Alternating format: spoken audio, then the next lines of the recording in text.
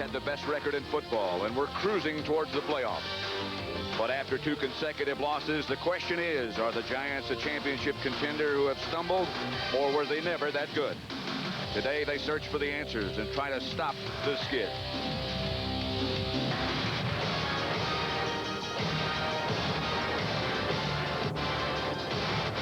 The already playoff-bound Denver Broncos have some familiar faces, but recent years' weaknesses are this year's strengths. They now have a running attack, and this defense has fans thinking about the Orange Crush of old. One more victory clinches home field advantage throughout the playoffs.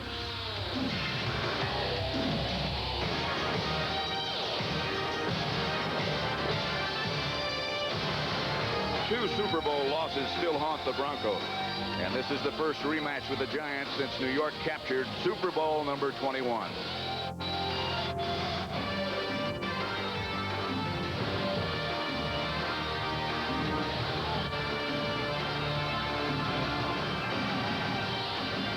Sold-out Mile High Stadium in Denver, the home of the Broncos, as the New York Giants visit the first meeting since Super Bowl number 21. Those are the standings in the Eastern Division. The Giants and Eagles tied atop. The Eagles have beaten the Giants twice, as I'm sure you know. In the West, the Denver Broncos have clinched the division title. They're fighting and playing today for the home field advantage throughout the playoffs. The elements, the weather, obviously will be quite a factor. It started snowing last night, snowed all morning. Now, it's not coming down quite as hard as it was, but it's going to be tough playing conditions. I'm Pat Summerall here with John Madden. In talking with Giant coach Bill Parcells yesterday, I don't think since he's been coaching the Giants I have ever seen him with as frustrated an outlook. He just doesn't know what to expect of the team after these 2 tough losses. Well, he says he really can't gauge his team now because they lost 2 tough games to the 49ers and the Eagles, very emotional games, and said, how are we going to be now? How much is that taken out of us physically and emotionally? Can we come back? And now, I think one thing, Phil Simms needs confidence. I think that his confidence started to dip a little. He needs it. Now, I know the way to get that confidence is with a running game, that makes his passing game better. In fact, if you look at this graphic here, you'll see when they run for over 100 yards, they're 9-0. If they go doink and they come up and they have less than 100 yards, they're 0-4. I think they have to be able to do that. Now, it's going to be tough today because they left 2 players home. They don't have their starting tackle, Jumbo Elliott, didn't make the trip, and their starting wide receiver, Odessa Turner. So that's going to be even more tough for Phil Simms in the offense. On the other side, Lawrence Taylor played a half last week with a broken ankle. They say they expected him to play more today. Then he woke up and he has back spasm today, and now they don't even know if you can play at all. So we'll be watching that as the game progresses. Now on the Broncos side, Dan Reeves told us yesterday that he has to have his team playing well as they head into the playoffs. In addition to that, they are probably the healthiest team at the moment in the NFL. Well, that's the thing that I think is so important, Pat, that what they do is the thing that got him here. They have a better running game now and a better run defense. He said that's what got him here with this record, and that's what's going to get him through the game today against the Giants. Ken Bell and Darren Carrington back to accept the kickoff from Bjorn Nitmo. Snow on the field, but not as much as there was earlier. They got most of it all as it stacked on top of the tarp. They had a tough time getting the tarps off the field so they could play. Ken Bell to his left. Stayed on his feet for an extra 5 yards. Greg Jackson made the hit that started him down. Elway starts at quarterback. For him, statistically, it hasn't been his best year, but he's still plenty good. Up front, Perry, Juriga, Karts, Wydell, Ken Lanier, Clarence Kay, the tight end. Bobby Humphrey has been a great help to this Bronco team. Melvin Bratton starts with him. Wide receivers, Johnson and Jackson, and that's Melvin Bratton. Very little. John Washington wrapped it up. Lawrence Taylor, John, is not in the lineup. Let's look at the defense then. Washington, Howard, and Marshall up front. Banks, Reasons, Pepper Johnson, and Johnny Cook starting in place of Taylor, the linebackers. And in the secondary, Collins, Williams, Kennard and Guyton. Adrian White and Sheldon White come in when they use 6 defensive backs. Elway back to throw it. Screen pass early for Bratton. Not enough for a first down. Stopped by Mark Collins. A gain of 5. Well, that must be the thing with Lawrence Taylor, Pat, is yesterday he was out here. He practiced. The Giants came in on Friday. They practiced here at Mile High yesterday.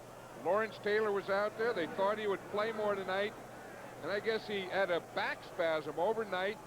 Came out here, was out here a little while for the pregame warm-up, and then went back in. 3rd and 2. He just took a very little part of the warm-up and then went back. 82 yards. Bobby Humphrey, the ball carrier, did not make the first down. Those of you who were watching Atlanta, Minnesota, welcome to Mile High Stadium in Denver. The Vikings continue to win. They beat Atlanta 43-17. It's 0-0 here with 13:10 left to play in the first quarter. Pat Summerall with John Madden. It is a first down.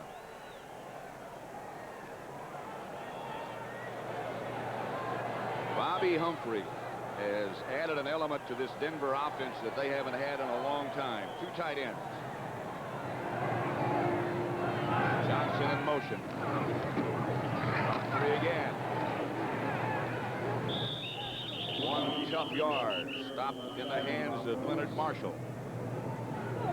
Yeah, we were talking to Bobby Humphrey yesterday. He said that when he came out in the supplemental draft, remember, he could have played for another year in college, and when he decided that he had broken his foot twice, decided he didn't want to take another chance in college, so he came out and he said maybe the first year he'd just make a little contribution, special teams play a little here and there. He didn't even dream that he would be a 1,000-yard runner. Well, he's got 3 more games to get it. And here he is again. With a little room this time, and he's close to another Bronco first down. Stopped by Reasons. Yeah, and that is the type of running that this Bronco team does so well. That delay stuff, that draw stuff. And Dan Reeves was saying that this, as a rookie, the guy has really learned how to read this stuff. You see, it's a delay. He waits. He lets the blocking develop. He lets things happen, finds his holes, then boom, hits right through it. 3rd and a yard.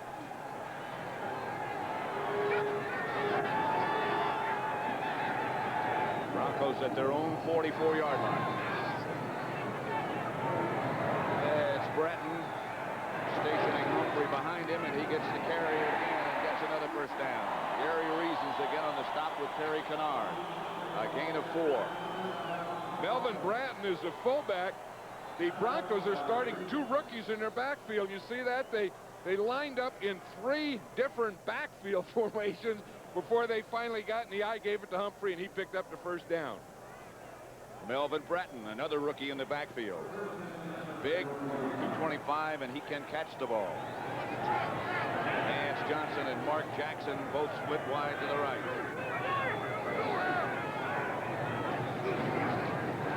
Humphrey. Not much doing then. A gain of perhaps 2 or 3. Pepper Johnson and Johnny Cooks made the stop. Yeah, this is what makes the Broncos such a different team. You always think of the Broncos as the John Elway team, and he had to do everything for him. And now with this Humphrey, we can see this whole thing. Everything goes to him, and that's taken a heck of a lot of pressure off Elway.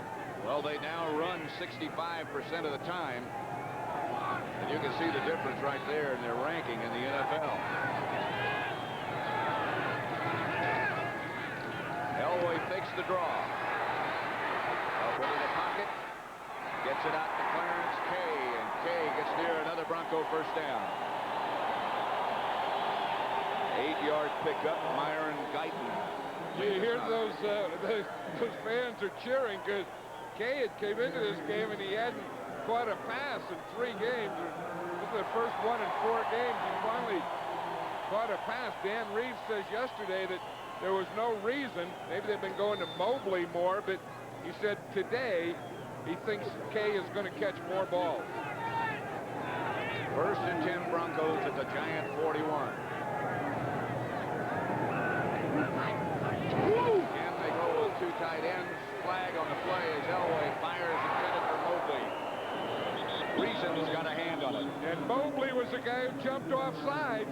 Last week against the Raiders, he jumped off sides and a touchdown was called back. Mobley said he didn't concentrate. I don't know, he didn't concentrate on here. You see him right there, 89? He starts to go before the ball snap. Boy, the fans are going to get on Mobley. Foul, number 89, offense, first down. Mobley's going to get on Mobley. The coaches are going to get on Mobley. That woman there's going to get on Mobley.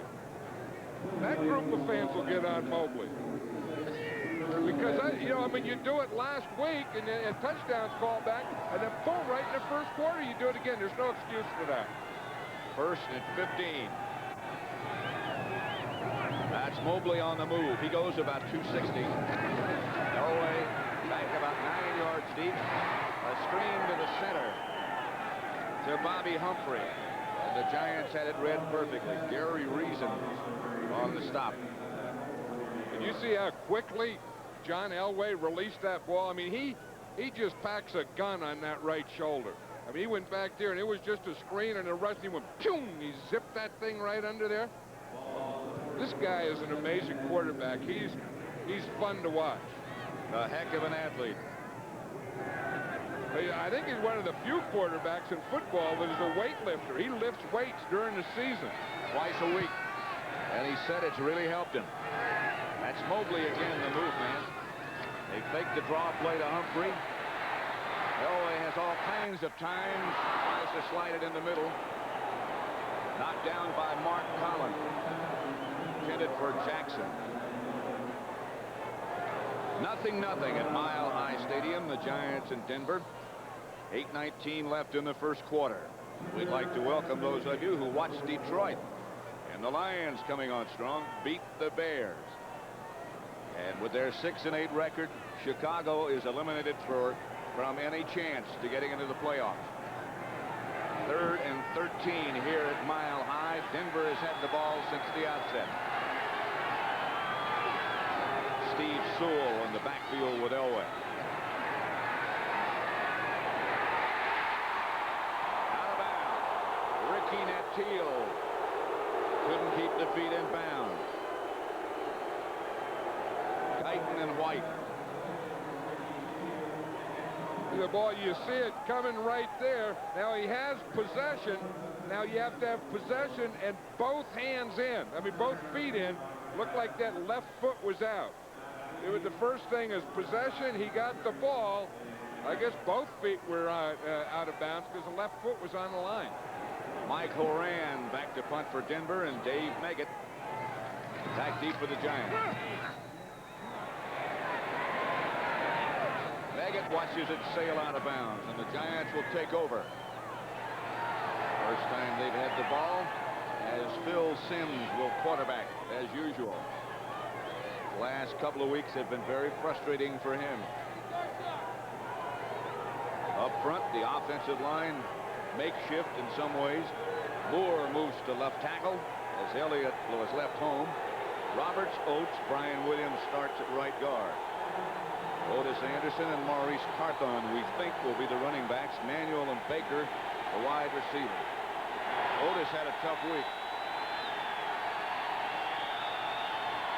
but he gets the initial carry. Over the right side, Carl Mecklenburg is number 77.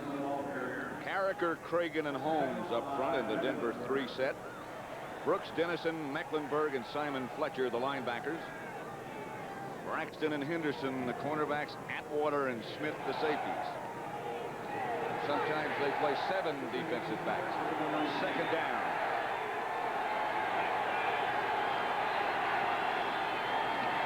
Maurice Carthon. Out to the 30. A gain of 11 and a first down. Brooks made the stop. Look familiar on the sideline, John? There's an old coach out of the past, Bum Phillips. Houston Oilers, New Orleans Saints. Bum's retired now. Of course, his son, Wade Phillips, is a defensive coordinator of these Broncos. There's Wade right there with the sunglasses under all that clothing.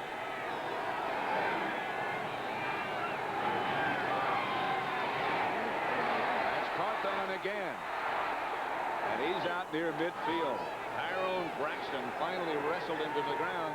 19 yards for Carthon. It's unusual to see him with the ball. Well, and I think we're going to see more and more of Carthon in there today. In fact, Bill Parcells said we're going more back to more basics.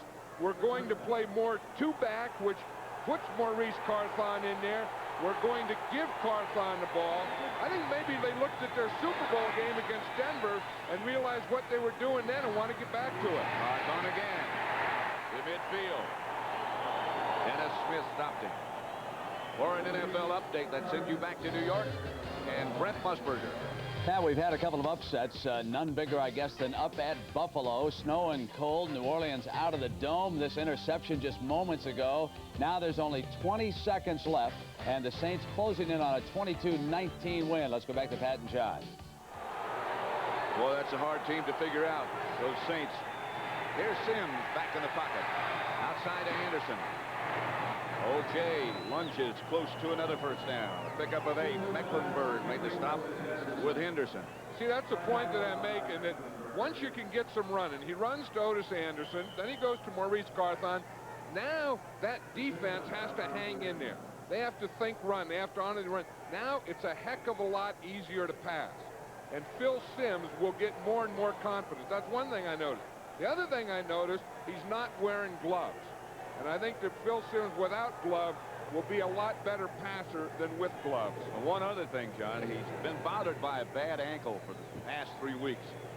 And he did tell me before the game that this is the best it's felt in a month. In fact, he's not wearing a brace. He's only got a normal tape job. You know, he didn't want to wear that ankle brace. He wore the ankle brace, then it started hurting his knee. So he threw away the ankle brace and played without that. And I think, as you said, he's been pretty beaten up. Hasn't had a lot of things going for him. But I still think the biggest thing is not having the running game. 3rd and about 6 inches. Carthon.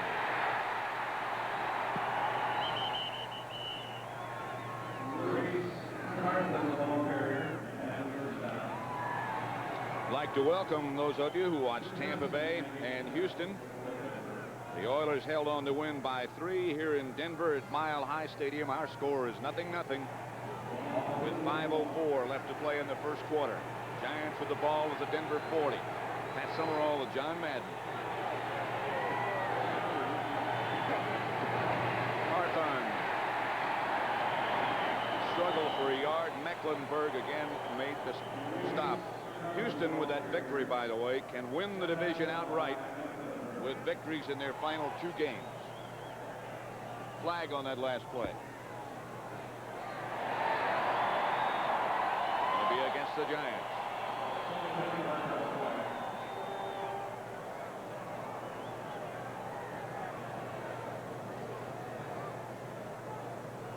Jerry Markbright. Holding number 84, offense, first down. Zeke Moat back to a first down.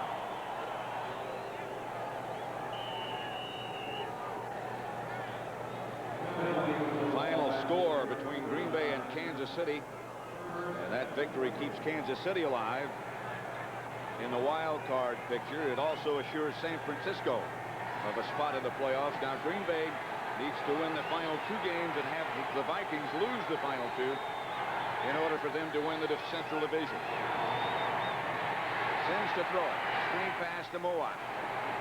Carthon, beg your pardon. 7-yard pickup. Cregan and Brooks on the stop for the Broncos. I'll tell you, he had his blockers out there, and they just missed a block out there. I mean, it looked like it could have been a big play here. Watch the screen pass. They go fake. Now they go pass out here. Now watch out here. Brian Williams, number 59, he misses right there. If Williams gets that block, they pick another 5, 6, 7, 8 yards. 2nd and 13. Manuel is the move man this time, and Sims is back to throw it. Another screen pass to Carthon. Same play.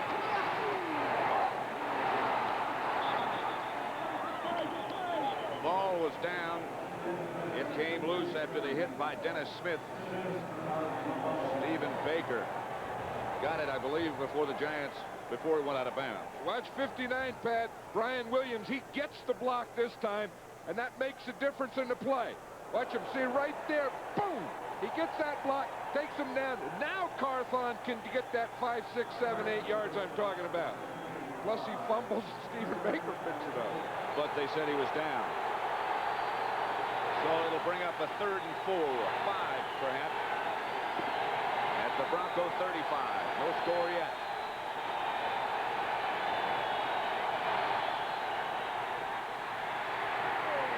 Tibbs chased out of the pocket by Mecklenburg, and Holmes gets it to Baker. He goes out of bounds. First down.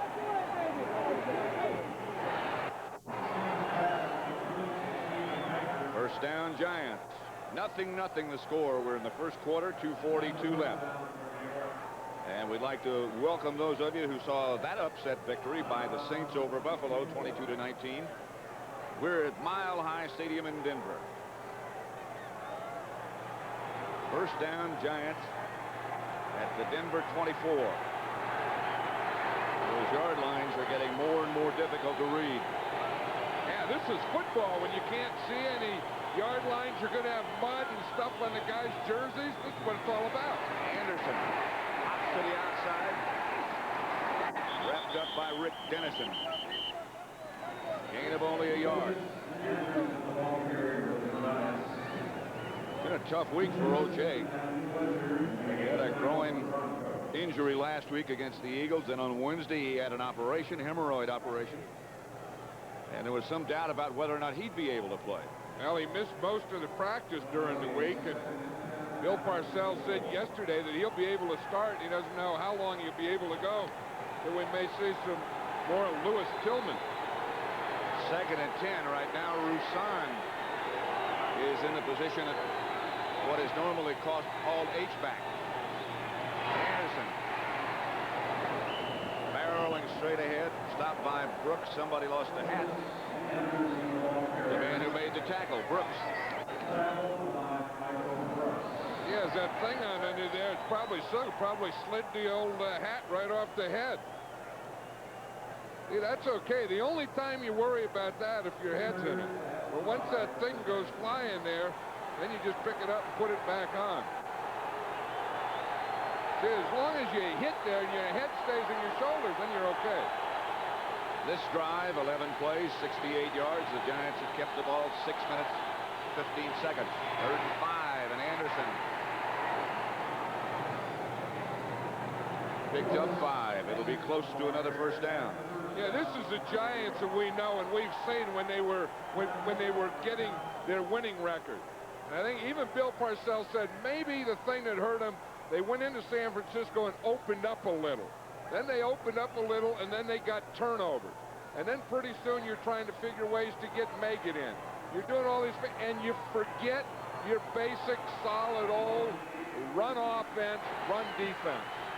Lewis Tillman is now the deep back for the Giants. Anderson is out. Tillman gets the call. Hit by Andre Townsend and gets very little, a yard.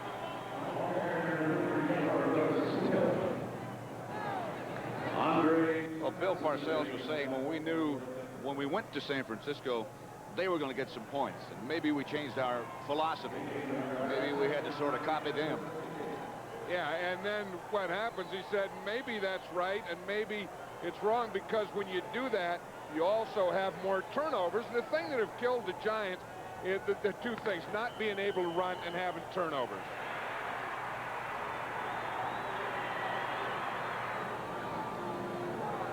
That's the end of the first quarter. The score is 0-0.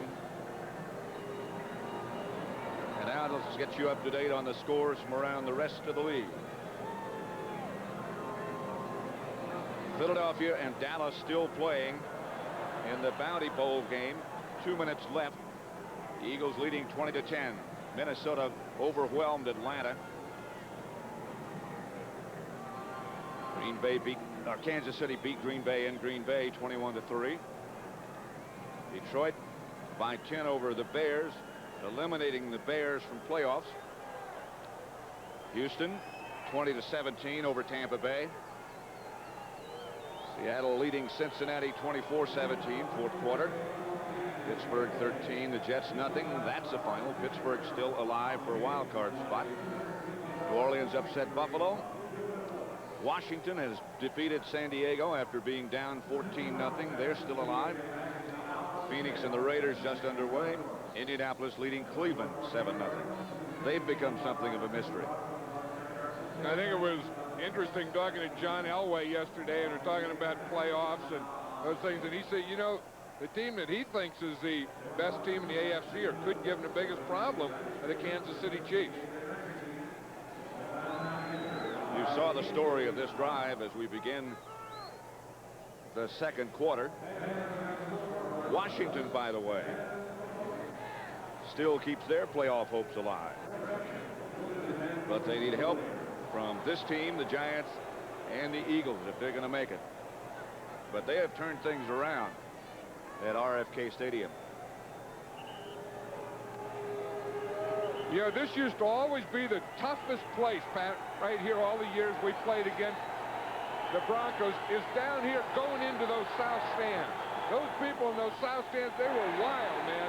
And when you had to get down here going in to score in this end, it was darn near impossible. Manuel in motion. Sims back to throw it with a lot of time. Gets it to Adams up the middle. He gets to about the 3. Atwater made the stop along with Dennison. Picked up 10 yards. But you see the protection that Sims is getting? Watch this. This is what he has to have, and I think the running game gave him that. Look at the difference here between that and last week when the Eagles were just collapsing on him. There he went back there, time, and he could find George Adams. That's a name we haven't seen in a while on this Giant team. And it gives them first and goal at the 3. Anderson and Maurice Carthon.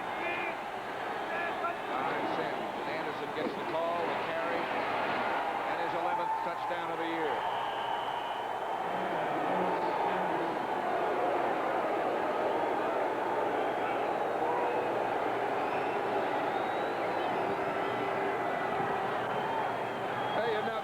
A drive where the Giants looked like they did the year they went to the Super Bowl. And this looked like the Bronco defense the year they went to the Super Bowl. Just old-fashioned getting on the line and whipping them, running the ball, moving the ball all the way down the field. That was a great drive. And a good block by Bob Cratch. Helped Anderson get in. Mittenbow hits the extra point with Hostetler holding. Anderson's touchdown, a flag on the extra point. 15 plays, 85 yards. They kept the ball 8 minutes and 53 seconds. And that was... Defense lined up in the neutral zone. We're enforced 5 yards on the kickoff. The point is good. Here's a touchdown again. Yeah, I formation again. 2 backs in there. Maurice Carthon, he gets the block right there. Number 61, Cratch gets the block right there, and that clears the hole for O.J. Anderson. And I think I was going to say, I think they learned that maybe keeping Carthon in there helps this team too. It also helps if you keep the ball almost 9 minutes. Not only does the other team's offense stay off of the field, your defense gets less playing time. There on the left there, that's Earl Leggett. Used to coach the Raiders defensive line. Now with the Broncos, he's showing his linemen their run blocking. You see, that's what he'll do. He'll get them over there, and he'll show them the run plays that were successful against him and how they were blocking them. Then he'll go to the plan B of that, which is their adjustment to it. Like on the Giants side over there, all they're going to do is get warm, huh?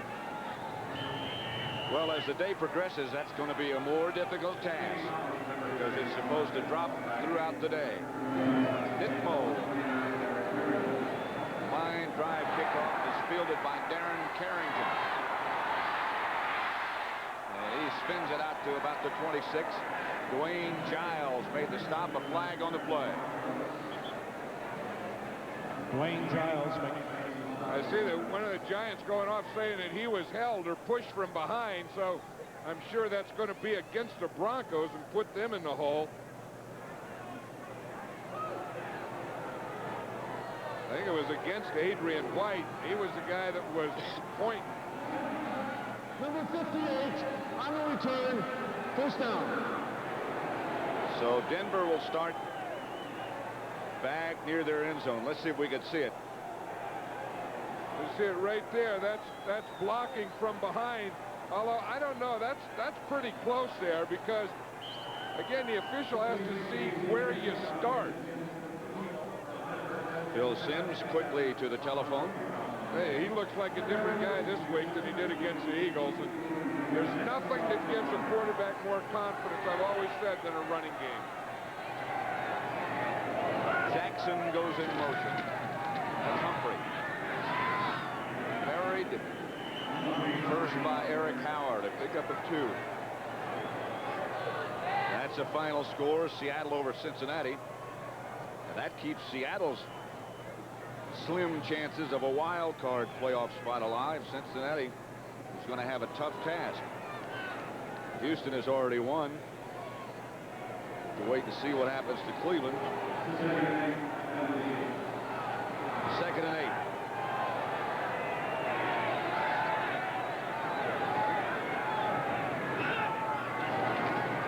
Elway again to Humphrey. Out of bounds at about the 14. Pickup of 6. Guyton got him out of bounds. Jim Juriga, the left guard of the Broncos, made a nice block there in the corner. That was a block that sprung Humphrey to the outside. Watch 66, the left guard. See, the back wants to just get out there with him. Now right there, boom, he just knocks the corner down. Then that gives Humphrey the corner to get around. Boy, you love those guards when they'll get out there and knock down a corner for you. That brings up 3rd and 2, and the Broncos go with 4 wide receivers. But they give it to Humphrey.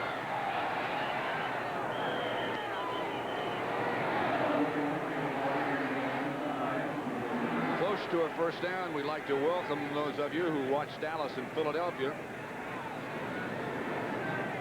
And the Eagles win, improves their record to 10-4. The Giants lead this one 7-0 and now need to win to stay even with the Eagles. They lead 7-0 at Mile High Stadium. The Eagles, by the way, need to win their last 2 games to win the division title outright, regardless of what happens to the Giants. This is a big decision here for Dan Reeves. I know that you're backed up. You have to punt the ball, but you only have inches to go, and it's really tough to send in your punt team. But that was just a matter of measurement there. And Dan Reeves did what he had to. There's no way you can go for it. But on the other hand, you say, gee, they only need a half an inch for the first down. You only say that a couple of times, and then you do what you're supposed to do. I think, yeah, and you tend to say it more when you're up here than when you're down there. Moran is back to kick for Denver. Meggett back deep for the Giants.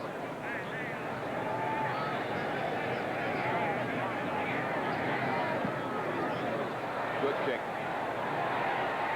Meggett signaled fair catch at the last second, lost it. A 47-yard punt by Horan.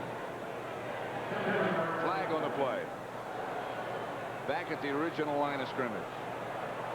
Yeah, and both sides saw it, so it has to be against the punting team. And that's probably for someone leaving before the ball was kicked.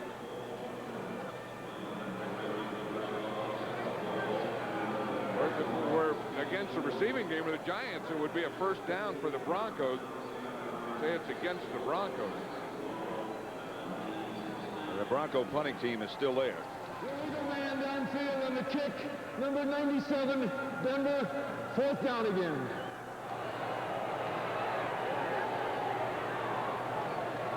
You'll see right here, it's going to be movement right in the middle, going before the ball's kicked. Now see, now they have to wait, and you see right there, and they're downfield there, and that was the one that they called them on. They called number 97, Bruce Klosterman, for getting downfield too early. He was right next to number 25. I think it was Corrington who was out in front of him. It looked like both of them were.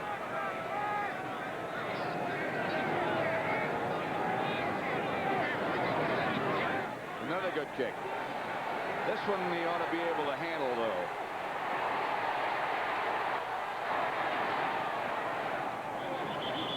Four hang time on the punt. Tipped. So with 12:28 left to play in the first half here at Mile High Stadium, it's 7-0 Giants.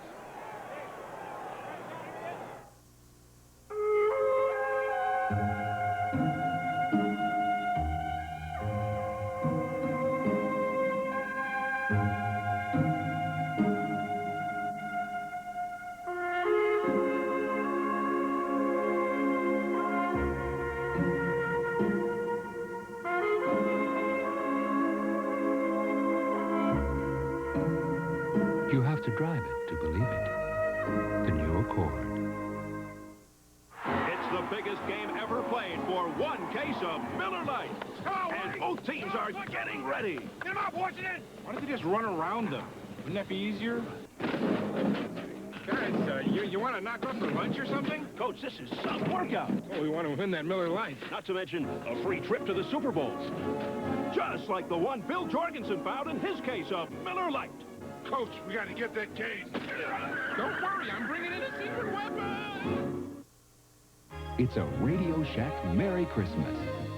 Look, we can save $300 on this Tandy 1000 computer. It's PC compatible and only $399. With color monitor, it's $699. The kids would love this for Christmas. The HX is easy to use, with desk-made software included for my word processing, your budgeting. And the kids' homework. And games. Let's get it. For them. Too. The Tandy 1000 family of PC-compatible computers from $399, only at Radio Shack, the technology store. Snowy Mile High Stadium at snowy Denver. A lot of Santa Clauses around today. A lot of them with some heavy beards, too, with ice and snow. Score, the only one by the Giants to take a 7-0 lead, was from 3 yards out by Otis Anderson. Giants kept the ball almost 9 minutes in their drive. That's Anderson, and he's dragged down by Brooks.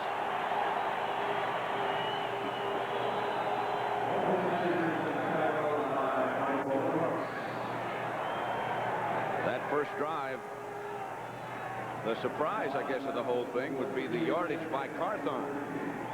Well, I think the fact that Carthon was in there with Anderson, it was the old Giant offense. 2 backs, a regular fullback who's a blocker, and you hand him the ball once in a while, and a tailback. But the other thing is the Giant offensive line handled the Bronco defense. Well, here's Carthon again. Brooks made the stop for the benefit of those of you who just joined us. It snowed all night and has been snowing all day in Denver. I remembered one time, Pat, we came up here when I was first a head coach, and the Oakland Raiders, and George Blanda was my quarterback, and it was snowing like this, and I said, boy, we're not going to be able to pass today. And George Blanda told me, baloney. He said, this is the best weather to pass in because it calms down the pass rush, and the defensive backs have a tough time covering. Sims back in the shotgun, has Meggett with him. And the Broncos go with 7 defensive backs. Mark Ingram. He's out of bounds at about the 35. Wayman Henderson knocked him out. I tell you, if there's anything that we've seen so far is that the receivers are able to get open. You watch now in the snow, when a field is slippery, the offense has the advantage because they know where they're going. And I think that's a good example of it right here with Mark Ingram. I think the other thing is the pass protection. Watch the time that Phil Sims has. Even gets a good block there by David Meggett, who picks up the safety blitz. and 10 Giants. At the Denver 35, Anderson hit right at the line of scrimmage. No gain. You talk about the safety blitz. Look at that number 27, Steve Atwater. He's a safety, but he's the size of a defensive tackle. This guy has probably added more to this Bronco defense than anyone. He was their #1 draft choice this year, and I know Dan Reeves thought of all the things that we've done, this is one of the better things we've done, is drafted him because he's not only a good player, but a good leader. And a great big guy, as you said. Sims is 6 out of 6. Takes to Anderson.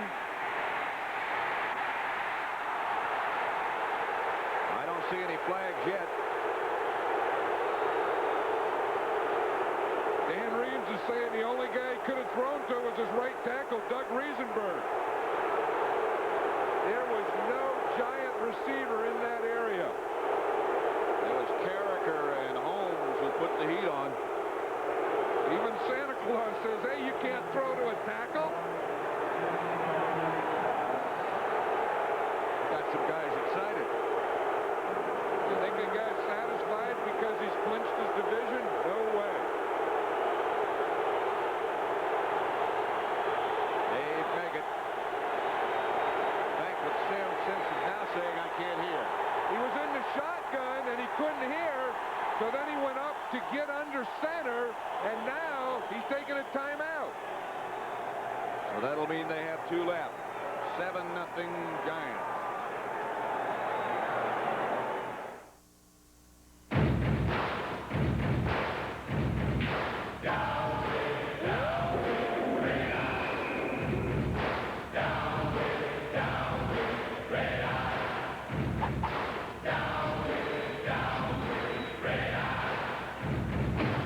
In response to popular demand, we proudly introduced the Nikon Teletouch 300, a totally automatic dual-lens camera that significantly reduces red eye.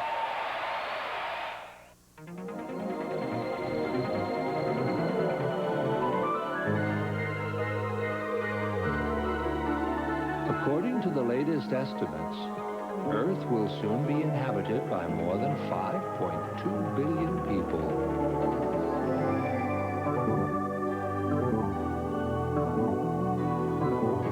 Where will they all fit?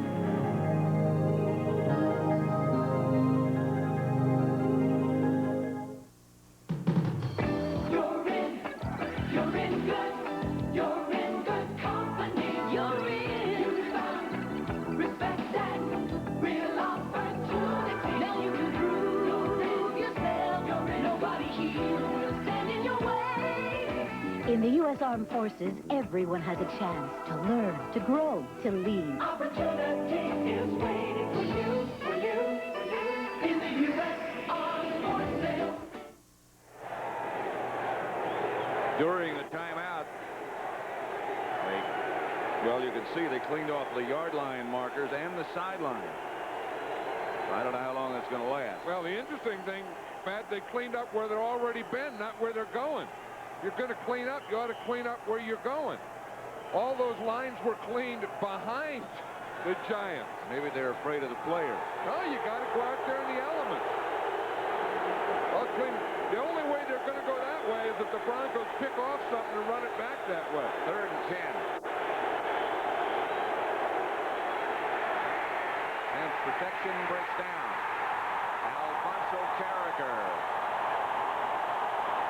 takes Sims to the snowy turf. Alfonso Carricker comes from the left side here. He's going to be right here. He's working right on that side there. And you'll see again, he's working against the rookie, Brian Williams. Williams had trouble last week against the Eagles. In fact, that same move Mike Pitts made against him last week. Just that right arm up under. Landetta to punt from his own 43-yard line. Vance Johnson back deep for Denver. Bearcat at about the 14 or 15-yard line where the Broncos will take over. 28-yard punt by Landetta. 7-0 Giants, 9:37 left in the first half.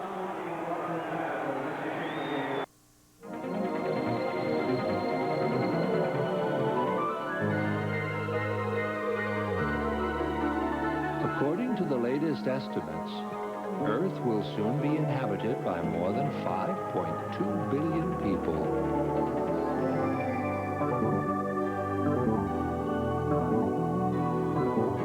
Where will they all fit?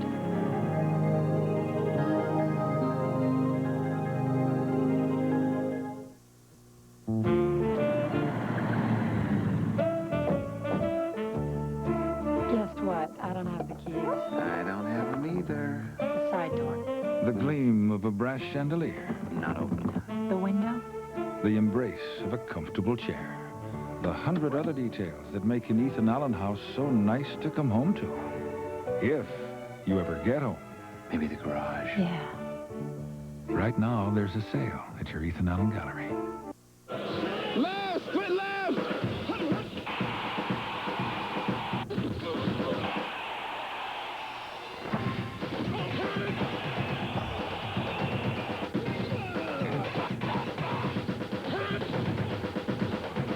Last week's Miller Lite NFL Player of the Week was Richard Johnson, making him eligible to be Player of the Year. Look for the next winner in Wednesday's USA Today and at the end of the season for the Miller Lite NFL Player of the Year. Exactly what is discipline? Being grounded. No TV. No treats. Firing squad. Made your dad. Monday. Okay, spanking squad. That's the Bronco bench. On the other side, that's Lawrence Taylor. He had, as you know, and tried to play last week against Philadelphia, the game with a broken ankle. That got a little bit better. They expected him to play all day today, but he woke up this morning with back spasms. So he hasn't played at all. Elway on the draw play to Humphrey. Humphrey could be gone. Mark Collins saved the touchdown. A flag on the play, back at the line of scrimmage. And it's got to be against the Broncos. You're going to get plays like this, but your safety has to make the tackle. Once Terry Kennard misses the tackle, good blocking up front. Now he breaks free. You have to make that tackle there. That was either a good move by Humphrey or it was a pitiful tackle by Kennard. But anyway, it's going to be brought back. Number 60, offense. First down. 50-yard run brought back. All against Gerald Perry. I tell you, that Humphrey can pop through a hole. Watch on the left part of the picture here. You see Perry, number 60, holding Leonard Marshall. Tim, he has his left arm on there, and he kept it outside his frame. But boy, can that Humphrey pop through a hole. And he ever, as you were saying yesterday, you can just tell a great back. He may not get all that much yardage, which he did, of course, then, but you can tell how he hits a hole, how he sees the defense. Sammy Winder is replacing. Elway. Incomplete. Myron Guyton made the hit on Ricky Nateel. And there's a flag on the play.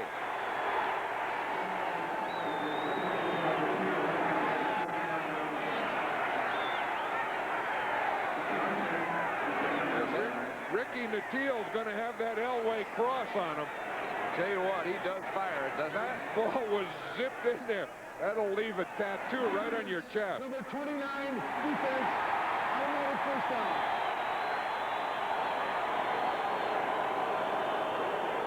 What Myron Guyton said was that the ball was tipped. So I don't know what difference that would make. The ball was tipped. Now he said he could go for it. Now watch Guyton. His left hand gets in there. I don't know. Looks like he got there just a little early. That was kind of touchy. I don't know that you have to call those. If a defender can't do that, he can't play in this league. I think that Myron Guyton made a pretty good play on a great pass by John Elway. I think the ball is tipped right here by Gary Reason. Look at that. just went right through it. And that ball was thrown so hard that even by tipping, it still got there with velocity. It's a wonder Reasons has any fingers. Anyway, the Giants are arguing if the ball's tipped, then you can't be interference.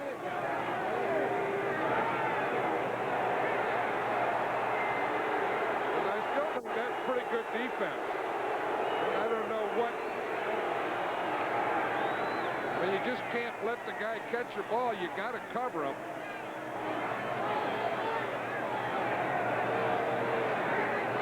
See, if the ball is tipped, let's see if we can see it. It's going to be number 55. Now, if the ball is tipped, if Reasons tips the ball, now there can be contact. Now it's all right. There is no interference. You can have contact. But I don't even know if that was interference or not. But now what they're reviewing, I think, is to see if it were tipped or not. Again, if anyone tipped it, it's 55 right there, Gary Reasons. Well, the trajectory of the ball, the spin of the ball wasn't wobbling until it got to Reasons. I think the ball was tipped.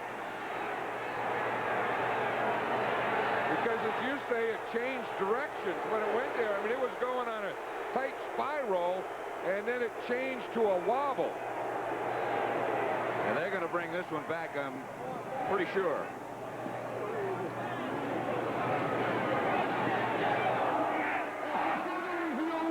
It was determined that number 55 defense tipped the pass. There was no pass interference. Second down. It's not popular here, but that's the call. The old inside linebacker, Gary Reasons, just getting enough read on it. But you see, it's a pretty tight spiral going in. Now watch it coming out. See how the thing starts to turn? I think if you had a basic decision on that. Second and 18.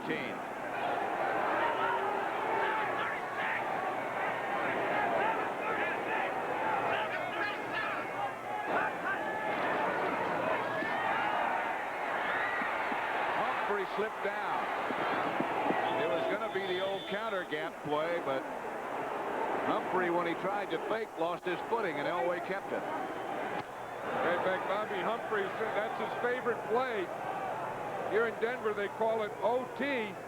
T being the tackle, O being the off-guard pulling. And the back has to make that step and then get in there behind the offside.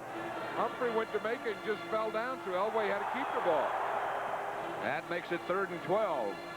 Broncos have the ball deep in their own territory at their 13-yard line.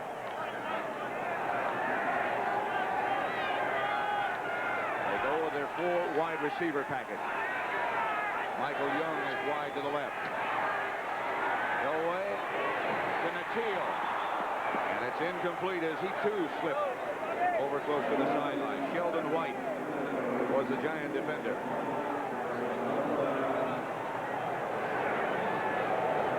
Ricky Natil is just coming on. You know, he had a serious knee injury. He had a cracked kneecap. You see there, he was trying to hold up to keep both feet in bounds.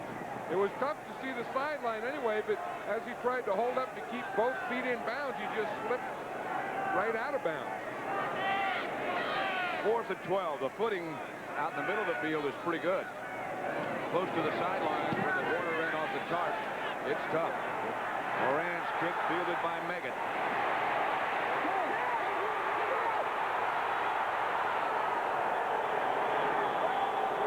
Good return by Meggett. 49-yard kick, a 22-yard return. Darren Carrington tripped up Meggett. But the Giants have it in good shape with 8.5 minutes left to play in the first half. Touchback!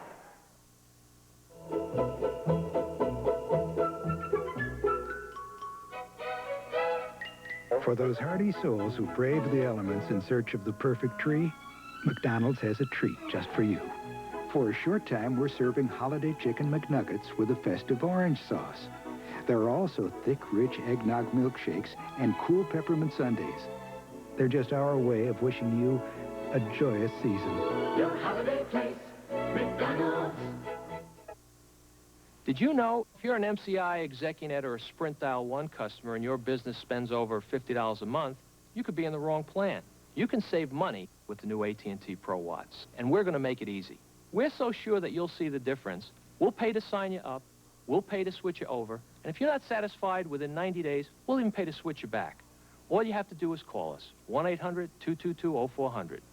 New AT&T Pro Watts, another AT&T advantage. The following fine items were purchased with Visa cards last year, but not paid for.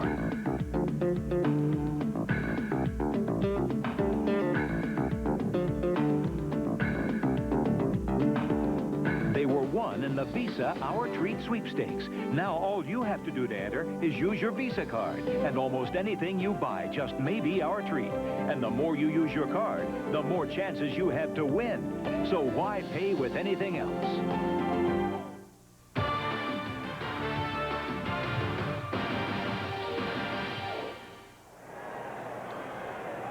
I think one of the toughest jobs in football is a punt returner.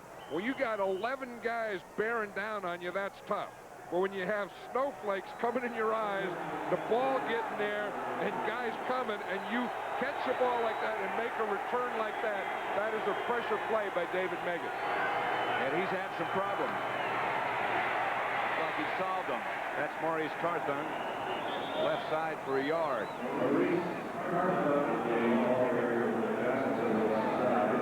Yeah, I think it's interesting what the Giants have to do. We talked about Jumbo Elliott being out. So now they had to move Eric Moore over there, number 60. He's playing left tackle. William Roberts, Oates. Now Brian Williams, number 59, is playing the right guard, and Doug Riesenberg at right tackle. 2nd and 9. Sims fakes the Carthon. Flag down on the play, and the pass is incomplete. He just threw it away. Right at the line of scrimmage, the penalty marker.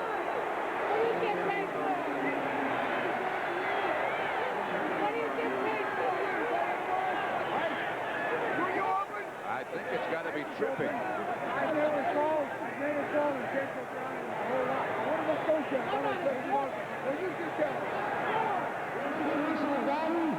Tripping foul on number 65, offense. 2nd down. Tripping against Bart Oates. That's Bart Oates. See right there in the middle. Now again, he's blocking against Greg Cragen, one of the better nose tackles in the league. See, when he gets beat there, he turns and leg whips him. Now, we see that more and more in this league. You don't see it called that often. But there are two ways to block. You can block a guy in front of you. Then if he gets by you, you can whip your leg and you have another shot at him. That's been illegal for a long, long time. Meggett's in the backfield with Sims. Chased by Holmes and down by Holmes.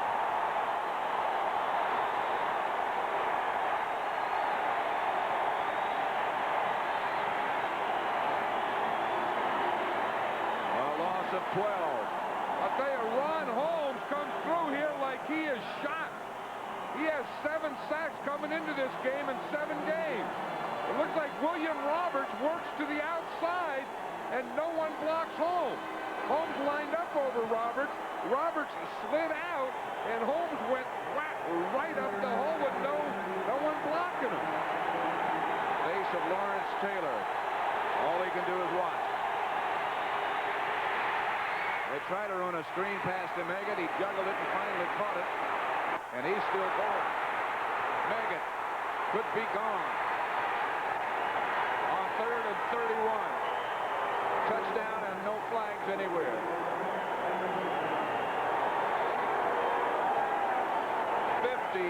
yards by Meggett. Great run and a great catch, Pat, but I'll tell you, there was a heck of a block by William Roberts out there. The block that springs him is the left guard, number 66, William Roberts. Watch him here. Meggett makes a heck of a catch, but watch 66 come and make the block on Mecklenburg right there. That's the one that broke him. Now Meggett makes some moves and some big plays on his own. The one guy Dan Reeves was worried about, he told us yesterday, we have to contain David Meggett. For the extra point, and it's good.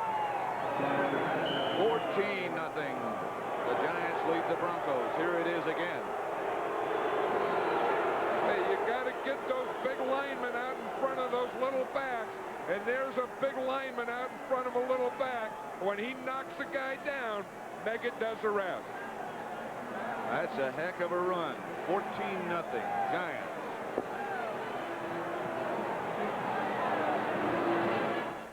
The hard-luck Cowboys try to topple the playoff-hungry Giants. It all starts with a special NFL Today, next Saturday at noon Eastern on CBS Sports. We had all come to enjoy the game that Sunday, but by some chance a rude guy came along. He was drinking and swearing. The fans were getting angry. This guy did not know right from wrong. So the people all said, sit down, you're rocking the boat. The people all said, sit down, you're rocking the boat. I'm Nolan Cromwell. When we root for our team, we can all be winners if we leave the action to the players on the field and not in the stands. Don't you rock the boat. The fans don't like a spoiler. They want to keep the game on a happy note. Sit down, you're rocking the boat. I'm Jim Kelly, quarterback of the Buffalo Bills, asking you not to rock the boat. Remember to be courteous and considerate to your fellow fans. Don't party too hard before or during the game, and drive home safely after the game. Don't you rock the boat.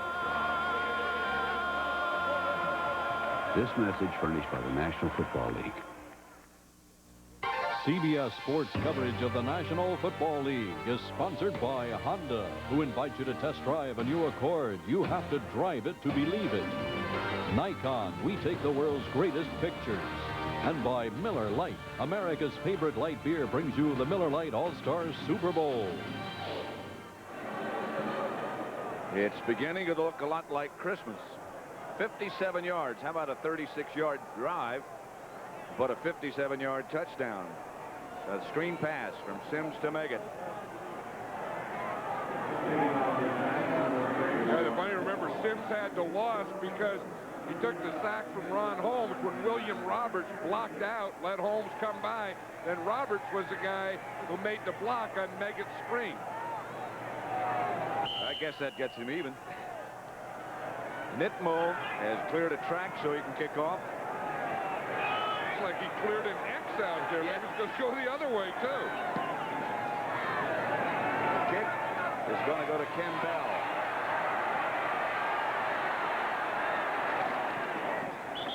Bell down at about the 23 by Greg Jackson. 14-0 Giants in snowy Denver. John Elway will lead his offensive unit back on the field. Dan Reeves. The crowd had just started to get into the game when the Giants sprung that big screen pass play. They were just starting to really get enthusiastic. 7:02 left in the first half. In July 1988, some said it was luck. In February 1989, some said it was a fluke. In April 1989, some said it was coincidence. In November 1989, some said, get me their phone number. Prudential Bates Securities, rock solid, market wise. Regardless of what some people think, all spark plugs aren't alike. These AC copper core plugs match my car's specs for up to 30,000 miles of high revving firepower. AC Delco parts. They don't just fit, they match. It's the biggest game ever played for one case of Miller Lite. And both teams are getting ready. Get him up, Washington! Why don't they just run around them? Wouldn't that be easier? Guys, you want to knock off for lunch or something? Coach, this is some workout. Oh, we want to win that Miller Lite. Not to mention a free trip to the Super Bowls. Just like the one Bill Jorgensen found in his case of Miller Lite. Coach, we got to get that case. Don't worry, I'm bringing in a secret weapon. The This NFL Team Summary is sponsored by Citicorp, because Americans want to succeed, not just survive.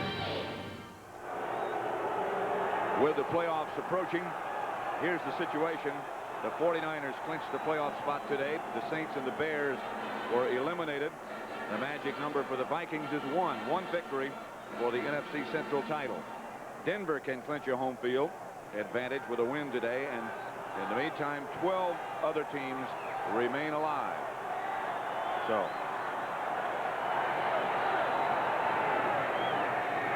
first down, Denver, their own 23. Elway. Vance Johnson.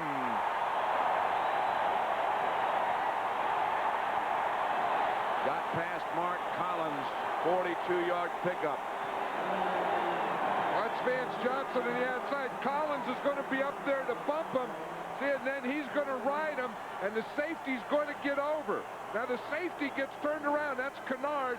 He gets turned around, and then Vance Johnson gets behind, and it's a perfect throw by John Elway. First and 10. At the Giant 35. Mobley was the move man. They give it to Humphrey. And there's nothing there. Leonard Marshall. 2-yard gain for Humphrey. Big Leonard Marshall. These are the kind of guys, games a guy like Marshall likes. You're out there, they have to run at you. They're coming there, you got the snow, you don't wear a shirt underneath, you got the bare arms hanging out there, showing those guys your guns and stuff. They like these kind of games. Linemen do. The guys that don't like them, the skinny little old guys, they just about fall apart. Big old guys, they like this kind of weather. Second and 9.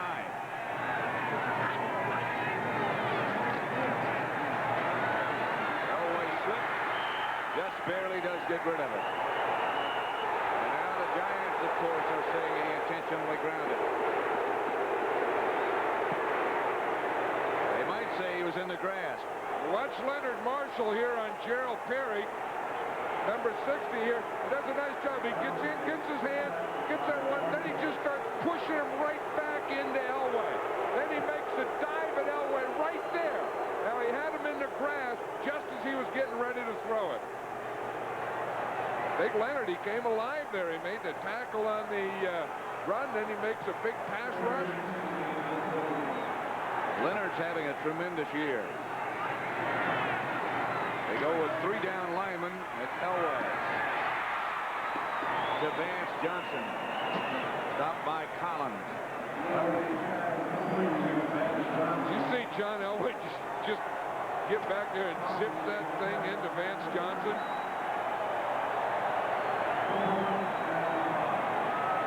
12-yard pickup. 4th and about 5. And it looks like they're going to go for it. Ball's at the 30-yard line. He's going to have to go back and zip another one in there because they're not in running range for a first down. Steve Sewell is back there with Elway. Starts Young in motion and now sends him back where he came from. Intended for Mark Jackson. That's just too hard. The one thing John Elway was saying yesterday that he likes about this new defense is that they're always in the game, that they don't have to play from behind. And the thing that the Giants have done so far is play excellent defense, not give them any plays, but put 14 points on the board. And that's the score. They lead by 14.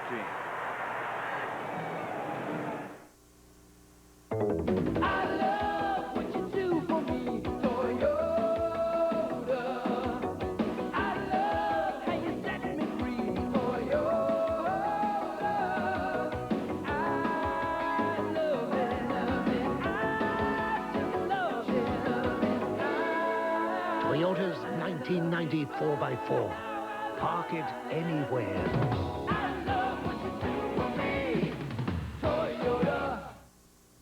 How to build a Christmas fire.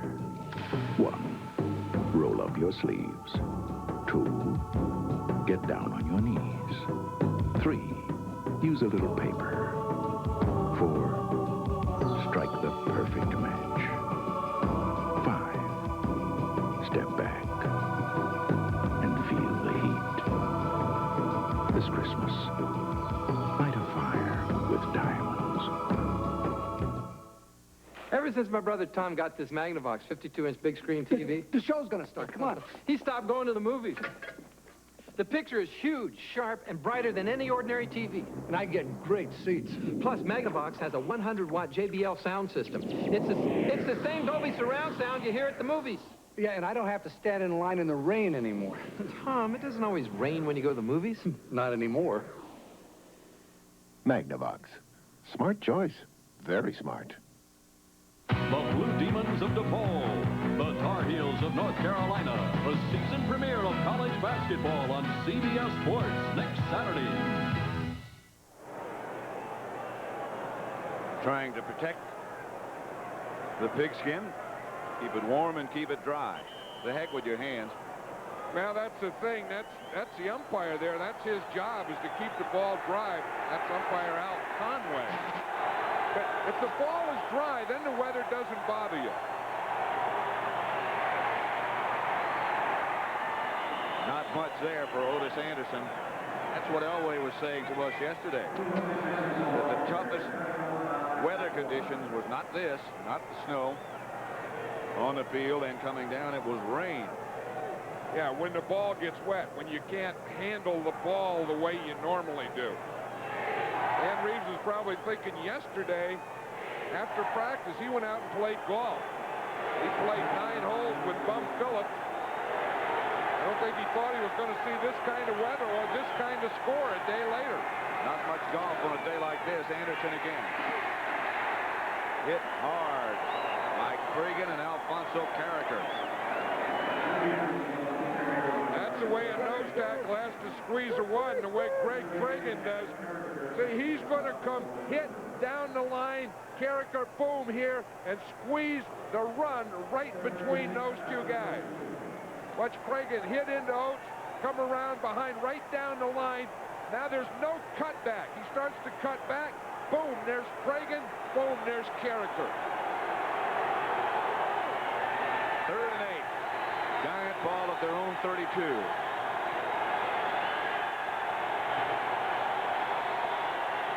Draw play to make it. Not enough for the first down. Play we've seen them run for years. 8-yard gain stopped by Atwater. He's talking about Meggett. Dan Reeves was saying he had David Meggett in the Senior Bowl. Coached him. Meggett was the MVP in the Super Bowl. Reeves wanted to draft him, but the Giants got him first. This is a timeout, Giants, with 2:40 left to play in the first half. Hey. Listen, if I give you all some wine, do you promise to get out of the kitchen? Depends on the wine. I guarantee you'll like it. Just try it. Ooh, this is so nice. Have we had this before? No, I found you something different. Why Grenache? Hey, Gallo. When they start making this? Y'all happy? Yeah, good. All right, so out. Ernest and Julio Gallo invite you to try a remarkable wine, White Grenache. It will change the way you think about Gallo. And all of a sudden, I was just thrown to the ground. It's like my eyes were seeing, but my mind couldn't comprehend what was happening. Just about everything we own in the world was broken. As a neighbor went past, she said, "I'm sorry, but your house fell down the hill." On October 17th, an earthquake took Northern California by surprise. The next day, so did Allstate. They actually drove up here in the middle of the night. And they land in Los Gatos, California, and within 6 hours, they're at my door. Our Allstate agent told us, you find a place to stay. If you can't, we'll find one for you. They're inventorying our house and what's in it. They're hauling it away for us. You're storing it for us. We went through the house, and in a matter of hours, we had a check in our hands. And to see a check right away is amazing. They are handling it for us, and in a caring manner. I expected bean pushers, and I got sensitive people instead. You find out how good your insurance company is when there's a disaster. Monday, it's an Al Floss Christmas Carol. Not me. Not Big Al. Not the big guy. It was really a big funeral, Al. Really? On the famous Teddy Z. Back back at Mile High Stadium. Giants will punt. That was a Denver timeout, not a Giant timeout. So now they have 2 remaining. And 2 minutes and 40 seconds remaining. Vance Johnson is back deep. Sean Landetta back to punt for the Giants. A short snap to Gary Reasons. A pickup of 3, and that's enough for the first down. Tell you, Bill Parcells has thrown it out. That was an organized fake punt. In fact, they have a word for that. I don't know if that's Bummerooski or what one that is, but watch. Landetta, the punter, he jumps like he's catching a ball, but the ball's just snapped directly to Gary Reasons. The nose tackle takes off to the left. He gets a good block there, and Reasons just runs it straight up the middle. Look at that. When you get an old linebacker and he gets a first down like that, I'll guarantee you that'll put more smiles on his face than any tackles or interceptions.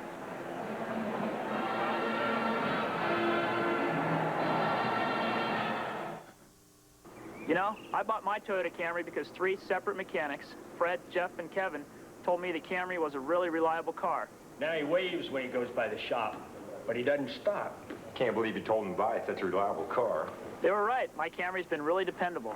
I didn't tell him to buy one. I said they were reliable. You did too. He'll never see me again. No use crying over spilled milk. I love what you do for me, Toyota. It's a Radio Shack Merry Christmas. Radio Shack sale-priced cordless phone, this year's most popular Christmas gift. Hi, Grandma. It's for you. Hi. It goes from room to room, has a handy redial button, and it's on sale for just $59.95. The sale-priced portable cordless phone.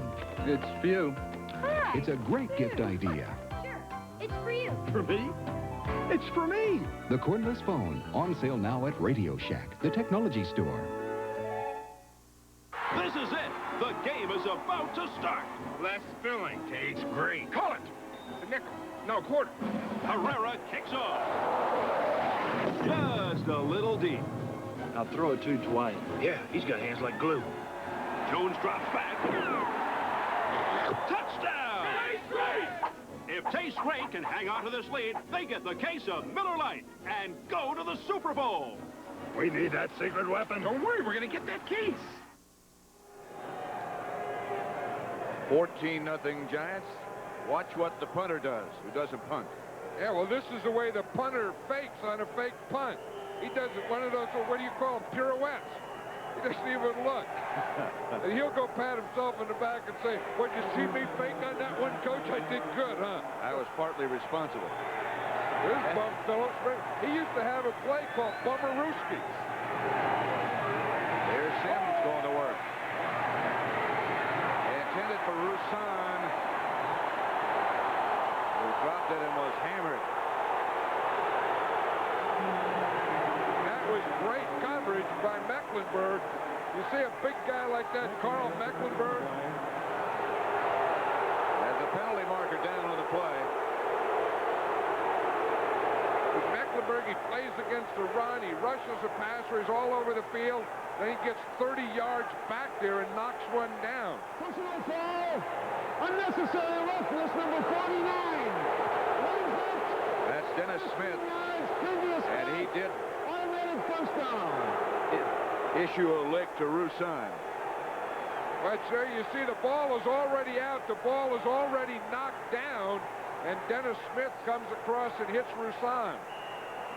But the guy there, 77, made a heck of a play, Carl Mecklenburg. So the Giants will take over now at the Denver 44.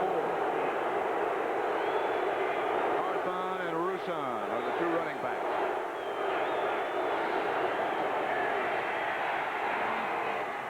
Maurice Carthon near a Giant first down, stopped again by Mecklenburg. A gain of 9. See, this is Phil Simms' kind of game. 1, you got the lead. You're not playing uphill. 2, you got some running going. So therefore, 3, you can do what he just did on that play. Throw on first down with a play fake. And unlike what happened against Philadelphia last week, he has now some timeouts to work with. 2nd and 1. down. Ron Holmes stopped Carthon after he picked up 3. The other thing Maurice Carthon puts in a team, it's not, you know, he's not going to gain a lot of yardage, catch a lot of passes, but he brings another tough guy in your lineup. He brings another guy who will knock someone down in there for you. And, you know, that doesn't always show up in statistics. In the great Joe Morris years, Carthon was largely responsible. Roussan in motion. Sims. It was to Roussan. He was open. Maybe that hit a moment ago on Smith when he got the penalty was still in Roussan's mind. I'll tell you, Sims was lucky he got that one away. See Michael Brooks come from his left side. O.J. Anderson misses him. And Sims throws a perfect pass to Lee Roussan, and right between the twos, and it just goes right through him. We do have elements out there, but when a pass is thrown like that, you have to catch it. 2nd and 10 from the 32. The Bronco 32.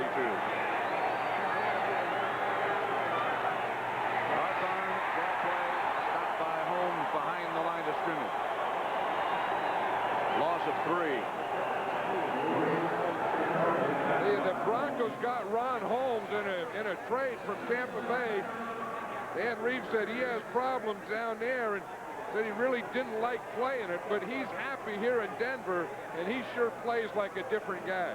It's a Giant timeout with 31 seconds remaining in the first half.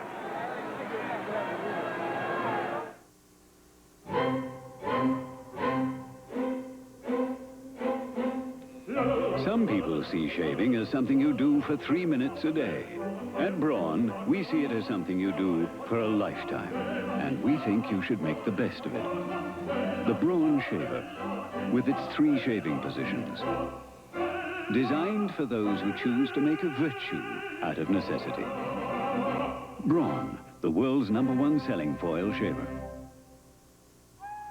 In 1859, Isaac Cook created a Great American champagne to launch the Great American Clipper ships. Today, people are still launching celebrations with Cook's Imperial American Champagne.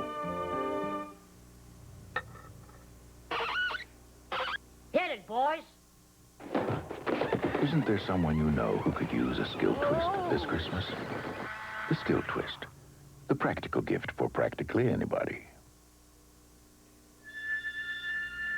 Individuals performing together, listening, arranging, building.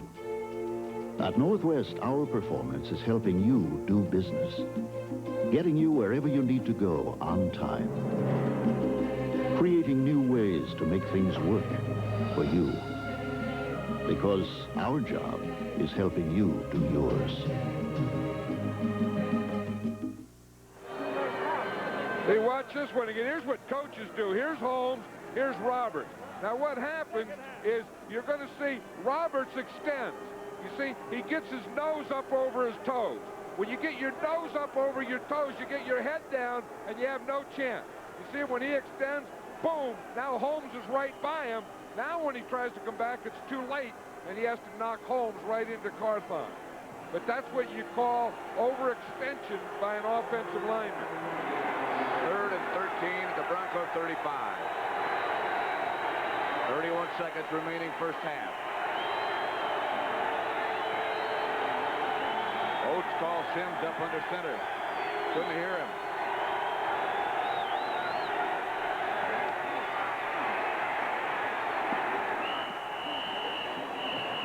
Pick up a 5 by Phil. I think the Giants are going to wait. That was an ugly play. I don't know if that was a quarterback draw or not.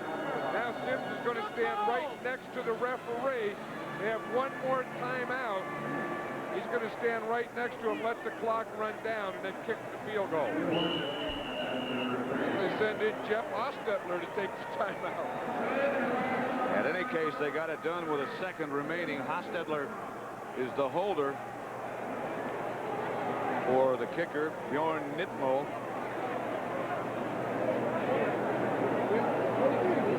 scrimmage was at 35. This will be about 42 yards. I wonder if Nitmo's ever kicked in this kind of weather. He doesn't look like it. He looks like, got those gloves on, he looks like a guy in another sport or something. I bet he's got a two-handed backhand. He looks like a tennis player. We'll see, you know, the weather, you got the snow, you got that, but you do have this altitude here. And if there's any place that kickers like to kick, it's at Mile High Stadium. Looks like about 42 yards.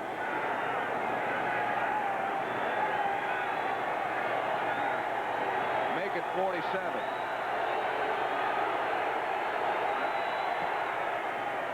Hostetler gave it a little spin. It had the distance, but didn't get there.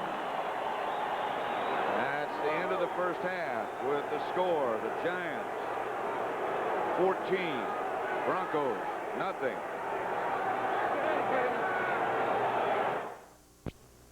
CBS Sports coverage of the National Football League is sponsored by Radio Shack, your Christmas electronics toyland. Allstate, for home, auto, and life insurance. You're in good hands with Allstate. And by Toyota's quality line of cars and trucks. Toyota, I love.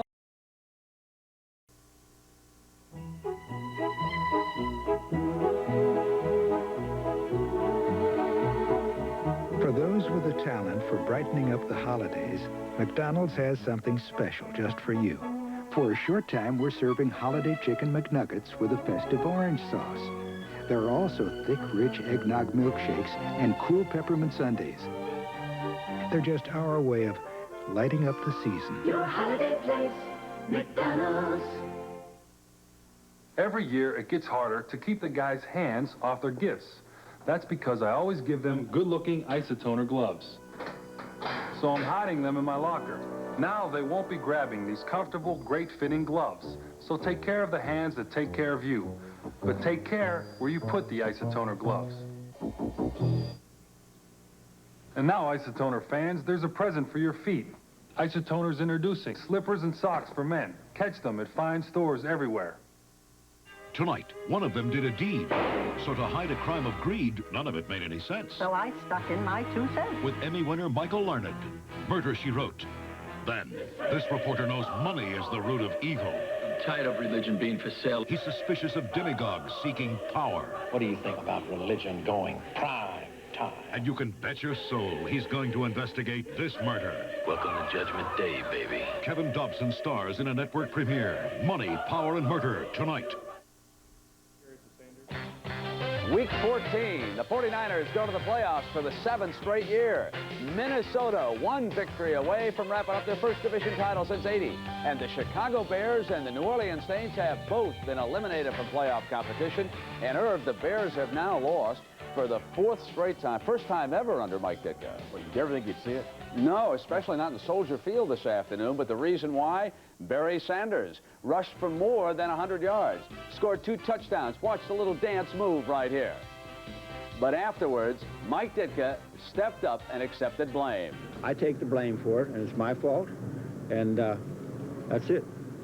So, you know, we just go from there. We're going to keep trying, hustle, put it together, work, practice, try to work the things out. But it was definitely my fault. And I think we can put a period after that and the quotation marks and make a lot of you people happy.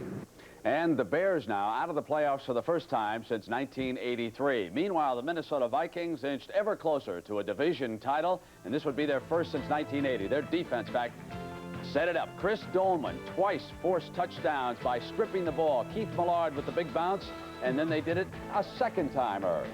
Just Chris Dolman again, Brent. Miller under tremendous pressure here. Dolman forcing another fumble. The ball is picked up by Tim Newton. You'll see him lumber in there. The big guy picks it up and rambles in from 5 yards out for the score. So the Viking defense has scored 6 touchdowns this year. And that's unbelievable. A team record, 6 touchdowns by the defense alone. And no one booing Bob Schnelker late today. 43-17, the Vikes with the win. Green Bay. You know, a lot of folks thought they were going to have a cakewalk, but the Kansas City Chiefs are slowly becoming one of the top defensive teams, and it was not a ho-ho-ho in Green Bay's Lambeau Field today as Steve DeBerger threw for 2 touchdowns. Threw one there, and he has another one coming up here. You see DeBerg again, going back, finding this time Emil Harry for a 12-yard touchdown, and the Chiefs look awfully good right now, Brett. They sure do, and there are the standings in the Central Division. One Viking win or a Packer loss, and the Vikes are champs of the Central Division. And Detroit moving up at 5-9. They have had a fine year under Wayne Fonts. Bounty Bowl 2. Bad blood spilled over again at the vet. 20-10. And, of course, a fake field goal was called by Buddy Ryan, and Chris Carter caught 2 touchdown passes.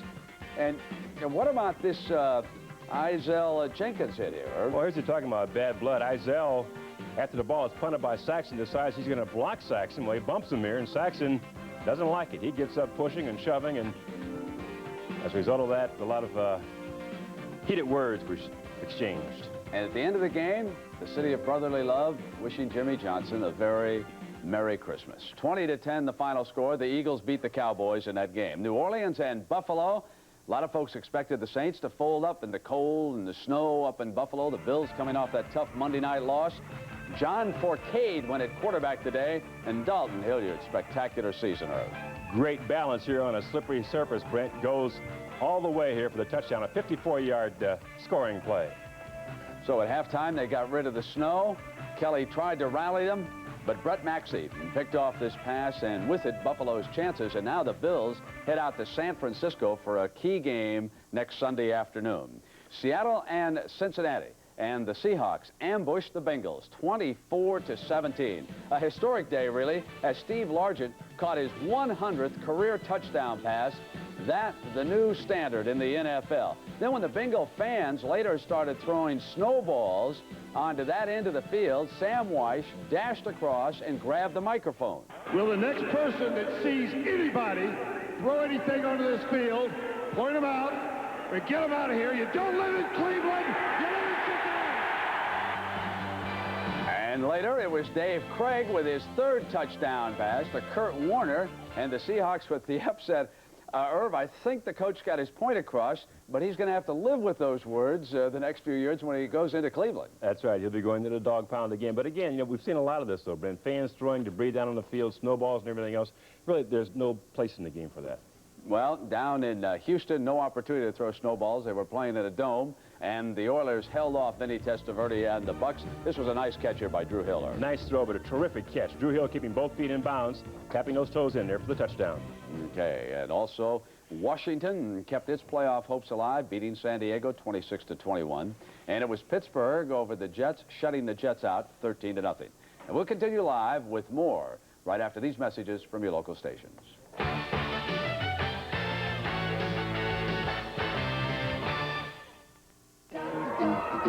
He's a doctor with a great bedside manner, but is he crazy in love? Or just plain crazy? Doctor, Monday. He's getting closer to the truth. I believe Masters is setting up Miss Gallagher. This is too easy, Vince. But there's only one problem. Somebody's going to be hung out to dry on this one. The truth has just become a terrible lie. The person being hung out to dry is you. Arrest Agent Turnover. The ultimate setup on Wise Guy, The Capital Conspiracy, Wednesday. This is CBS. Don't be fooled by lookalikes. There are 2 compact camcorder formats. The one on the left may look like this Panasonic VHS camcorder, small and lightweight. But that's where the similarity ends. Panasonic camcorder tapes can play in the 60 million VHS recorders out there. That's something the other guys can't do. So, if anyone tells you all compact camcorders are alike, don't let them kid you. Panasonic, just slightly ahead of our time. He grew up on beluga caviar and Bizet's Carmen. He had a champion King Charles Spaniel and a 52 roadster named Wanda. He had Europe at his feet and the world at his door. But he never had a Waterman pen. How could I have known he'd been so deprived?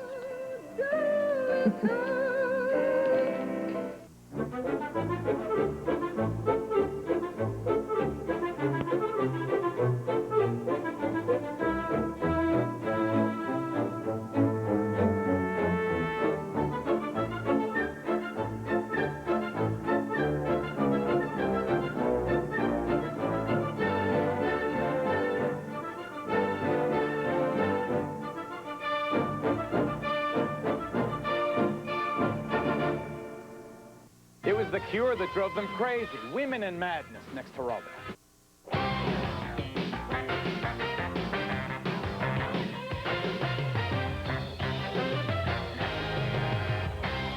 Herb, with the Giants leading by a pair of touchdowns here at the half, we should point out that the Eagles have to go into New Orleans next week. So there's still a chance now for the Giants to win this division, but they've got to beat Denver today. Well, they're well on the way to doing that, though. Great run by Meggett. That's their second touchdown, and it is 14-0. Giants with the lead. Phoenix and the Raiders out in the sunshine of Southern California right now. 7-3, the lead there. Now, earlier we told you about the NFC, a lot of developments in the playoffs, but as you can see, Gary Hogaboom to Ernie Jones for a 35-yard touchdown, and that has the Raiders a little bit uneasy right now, because as we check the standings of the AFC West, even though the Denver Broncos have wrapped up a division title, the Raiders need to win their last 3 to wrap up a wild card spot. So a lot more things are completely up in the air in the AFC than they are in the NFC. Very definitive now in the NFC. It would be a shock of shocks if the same 5 teams coming into today didn't wind up in the playoffs. This was a big setback for the Green Bay Packers today. They are almost virtually eliminated because in a tie-breaking situation, they are going to lose out to the Vikings. Now, Cleveland just kicked a field goal to take a lead on Indianapolis, and of course the Browns are trying to win the AFC Central Division title. Remember, they wrap up the season with a game against Houston. So the AFC figures to be a lot more exciting the last 2 weeks of the regular season right now than the NFC. Meanwhile, congratulations are in order for our CBS Sports colleague, Pat Summerall. He's toughing it out at snowy Mile High Stadium this afternoon because on Tuesday, Pat was honored with the Bert Bell Award in recognition of his outstanding contribution to the National Football League. Tom Brookshire in Philadelphia presented the award. The 28th Bert Bell Award goes to Pat Summerall.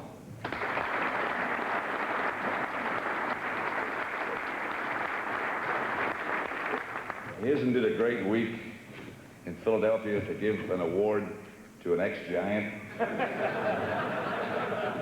It was indeed, and Irv, we've got Pat and John together, and hey, Pat, they didn't throw any snowballs at you when you got that award in Philadelphia, did they? There were a couple of threats, but it was well appreciated, I assure you of that. Listen, snowballs here in Denver, though. Congratulations. John, what about the first half? What do you think? Thank you very much, gentlemen. That was very kind. Well, first, I'd like to also offer my congratulations. Thank you for being there. The Bert Bell Award is for the person that contributes so much to professional football, and I think that you not only deserve that, but you're on the top of any list that they ever put together. So anyway, you know, getting back to this game, I think the Giants did what they had to, and they kind of remind me of the old Giants where they have 2 backs. They have Maurice Carthon in there at the fullback position. They run the ball. They play pass. They do those types of things. I don't think Denver expected that. I think Denver's been a little on their heels, and I think that they have to turn that thing around if they're going to get back in this game. Well, there have been, rather surprisingly, no turnovers. We'll continue with CBS Sports coverage of the National Football League after this message and a word from your local station. Deja vu. You just bought that. Somebody stole it. I set down the package to help Megan, and when I turned around, it was gone. Is it gone, Daddy? Oh, no. Oh, yes. Didn't you use American Express? You mean that's it? It's automatic? Whatever you buy with the American Express card is covered, Mr. Wilcox. Even gifts. Oh, we were counting on that. Lost, stolen, or damaged, having a way to protect the things you buy. You want to start small, but think tall. That's your plan with computers that can grow along with you. How are you going to do it? Well, you're going to PS to it with the IBM PS2. You want to network up, network down, share information with other towns. In your business, you got a mission to rise above the competition. How are you going to do it? I'll tell you, you're going to PS to it. The solution is IBM. What can I do for you, kid? Got any old Spider-Man comics? No, but I know a dealer in Toronto might. The Panasonic fax system can be important to even the smallest business. He's faxing me some covers. It's a fax machine that sends and receives crisp, clear faxes. Plus, it's an answering machine and a phone, all in one. Doesn't your dad mind you using his fax machine? Not since I bought him this house. The single-line fax system from Panasonic, just slightly ahead of our time. Here's some double exciting news from Team Pontiac, announcing the grand deal. Team Pontiac proudly announces 4.8% APR GMAC 48-month financing on all new Grand Ams and also on all new Grand Prix, 2-door and 4-door. This is no gimmick. 4.8% not for 12 or 24, but 48 months on Pontiac Grand Am and Grand Prix. Only for a limited time, so hurry. Pontiac's going for #1. CBS Sports coverage of the National Football League is sponsored by Ford and your Ford dealer. Have you driven a Ford lately? AT&T, the right choice. And by Tox, the premium champagne.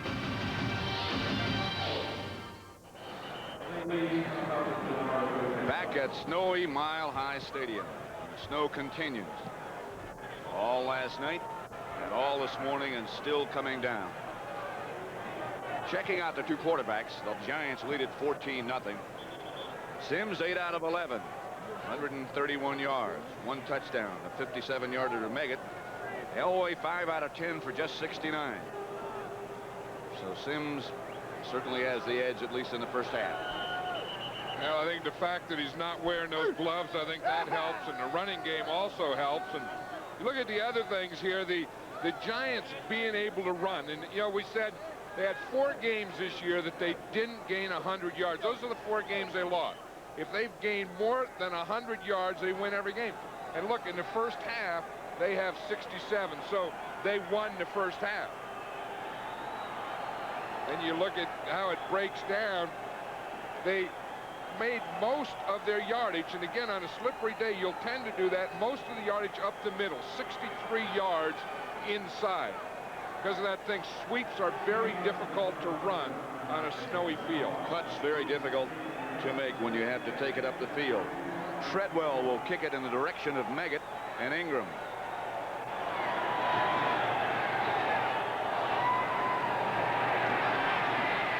Ingram makes a nice stop. And he is slung out of bounds at about the 21-yard line by Darren Carrington. You know, you can look at the type of passes that you throw in this kind of weather. Sims did not throw a pass over 15 yards. See, look, to the left, he was 4 for 4, 2 for 5 in the middle, 2 for 2 to the right. So to the outsides, he's been perfect. 6 for 6 when throwing outside, under 15 yards. 1st and 10 at the 25, the same 2 that started. Will begin the second half. Anderson and Carthon. Maurice Carthon straight ahead. Got just 3. 14-0, Giants leading. The Eagles have already won. They need this one to stay even. Denver needs a win to clinch the home field advantage throughout the playoffs. And I think the other thing Denver needs a win for is just to turn things around. They had a tough loss last week to the Raiders, and they want to get back on that plus now. 2nd and 7.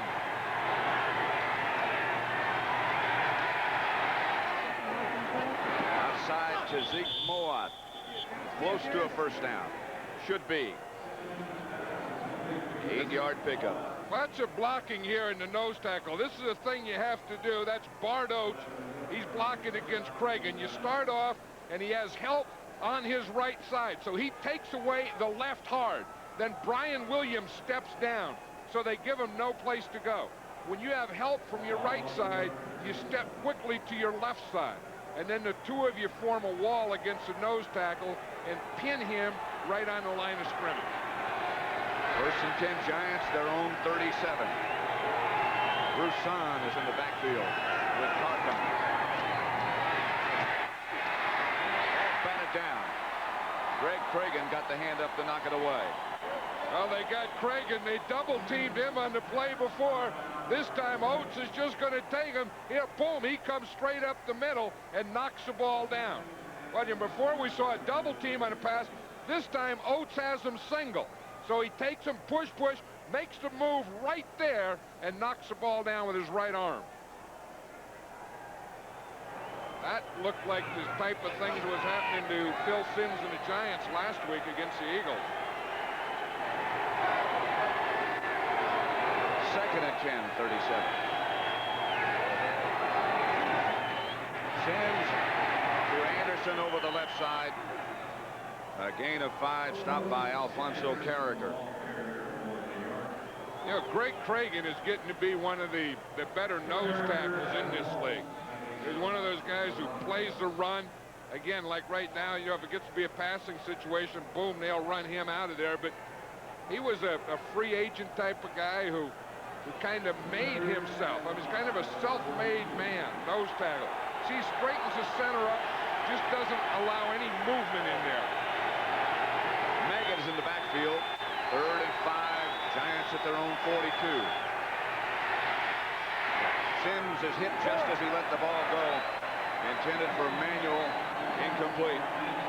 Pressure from Holmes and Mecklenburg.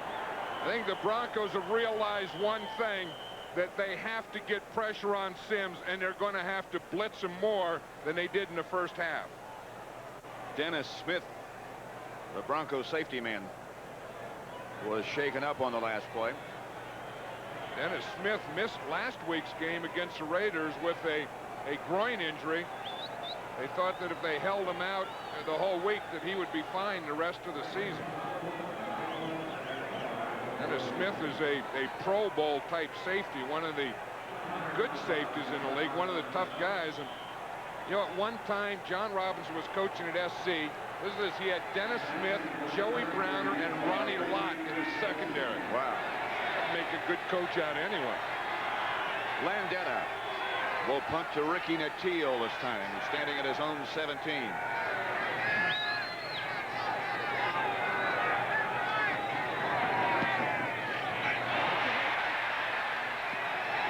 Out of bounds at about the 30. Maybe not that quite not that far.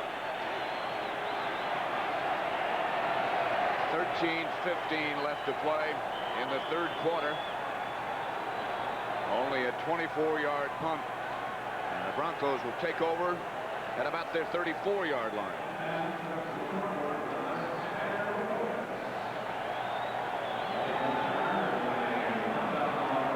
I can't imagine owning anything but a pickup.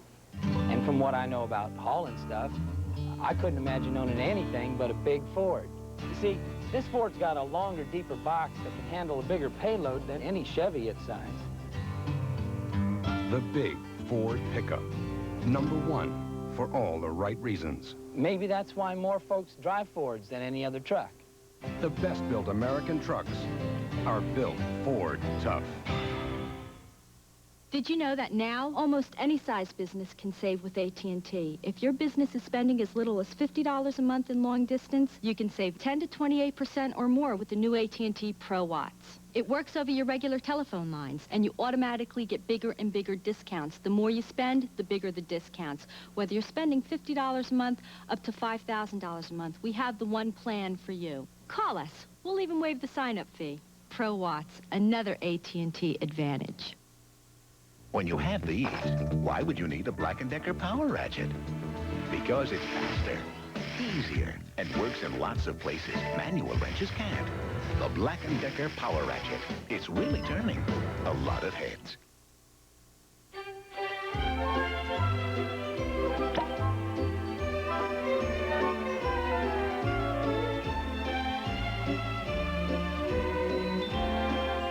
Tots, the premium champagne. Next Saturday at 12 o'clock Eastern Time, the NFL Today, and I guess what you could call a special edition. And then after that, the Dallas Cowboys play at the Meadowlands against the Giants. Then at 3:45 Eastern for the season premiere of college basketball on CBS, Joey Meyer takes his DePaul Blue Demons down to the Dean Dome to take on Dean Smith's 17th ranked North Carolina Tar Heels. Here's Elway. Got it to Clarence Cave. Reasons made the stop, a pickup of perhaps 10. Now they move it back to so where it's about 9.5. Yeah, if you look at what Elway has done so far, the distance from 3 out of 4 under 10, 1 out of 5 between 10 and 20 yards. And then he had 1 for 1 over 40 yards. So again, under 10, he's been pretty successful, having trouble with that medium range throw. 2nd and 1. Here's Humphrey. There's a pretty good move. When he dipped into the hole, that just shows you why he's such a good back. Yeah, that's what some of the backs say, that any back can get to the hole. It's what you do once you get in the hole. Again, this is that counter thing. Now, as you say, watch the moves he makes there. He makes 1 or 2 moves there to pop around that thing, make guys miss, then another one, and finally Mark Collins gets him. But those feet are going all ways all the time, aren't they? Really. 1st and 10, Denver at midfield. Elway will throw it. If he has time, flag on the play. Elway dumps it over to Vance Johnson. But there's a penalty marker down back at the line of scrimmage. It's got to be holding. That was a gain of 23. The Broncos have really been hurt. There's a big play. This is going to be called back. Remember, Bobby Humphrey had a big run early in the first half that was called back because of a penalty. These guys in this game thus far have been snake bit by penalties. Number 60, offense, first down. Number 60 is Gerald Perry, the left tackle right here. That's his 2nd one of the game. I tell you, the fans are upset with this guy. Watch him. See, Marshall takes that inside, so he puts his right arm in there to stop the move. Then he gets the left arm up in pass protection. I think he was called for the right arm stopping that slant move. 7 times for 52 yards for Denver. Sewell back there with Elway, who will put it up again.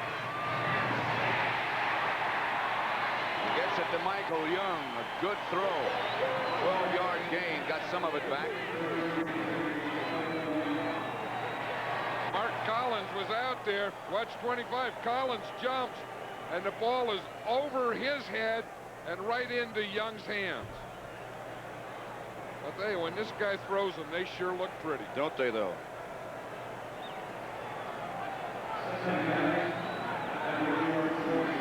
Second down for the Broncos. The ball's at the Giant 48.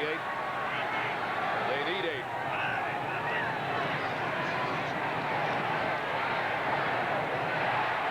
Bobby Humphrey. Stopped by Pepper Johnson after a 4-yard pickup. Yeah, now this is an area 3rd and 4 or 5 where John Elway really likes to mess with the snap count and draw the defense outside. Then he can get a free play and then go deep. And he is the best at it. I mean, this guy is a master at this situation. Just through voice inflection, trying to draw the defense offside and get a free play.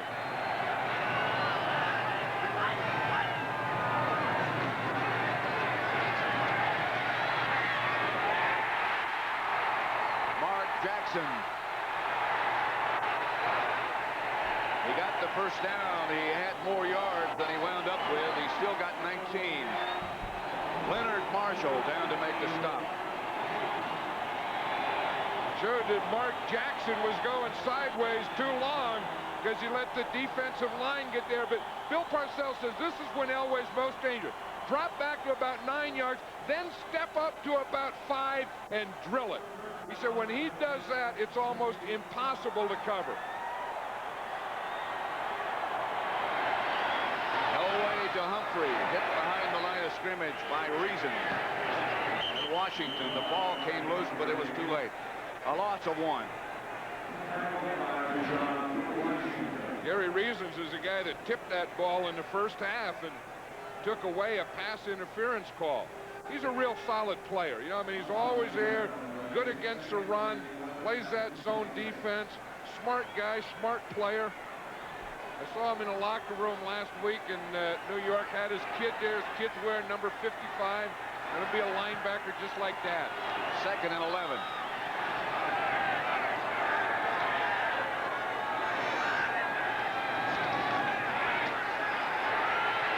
Elway's got a man.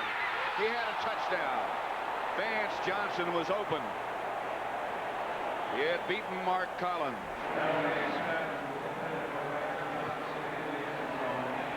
Yeah, he really did. He was behind Collins by 5 steps, and Elway got the ball there. Again, these are tough things. Watch Collins up there, playing him in tight coverage, gets a pretty good bump, then he slips. Now, Vance Johnson has him by 5 yards. Collins catches up a little. Johnson had to wait a little. I was thinking if he just put a little more on that. I mean, Vance Johnson should have had it anyway. Oh, yeah. 3rd and 11. Ball at the Giant 26. They're blitzing. Incomplete. A flag on the play. I don't know, it looked like his right guard, Doug Waddell, was downfield, or it looked like he threw it to his right guard, Doug Waddell, number 67. Either way, it was probably on poor old Doug. Leonard Marshall's not quite sure if he wants to accept this penalty or not. I would bet Leonard Marshall doesn't make that decision. He might deliver the message. Yeah, I think so. I think he would be a message. Downfield on the pass, number 72, offense, 3rd down. They accept.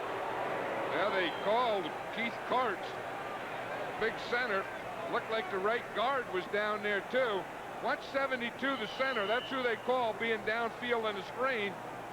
I think he's down there. I think 67 is both down there. He almost hit Waddell with it. They were both downfield to block for a screen, but there was nobody to screen to. And they're so big they can't hide when they get down there. Incomplete, knocked away by Mark Collins. And a flag on the play. And I think that could be another penalty against Gerald Perry, but wait until the fans hear it's on number 60, Gerald Perry, if it is.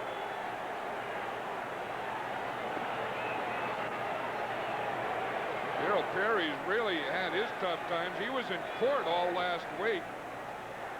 This is a body, a tripping foul on number 60 offense. Decline.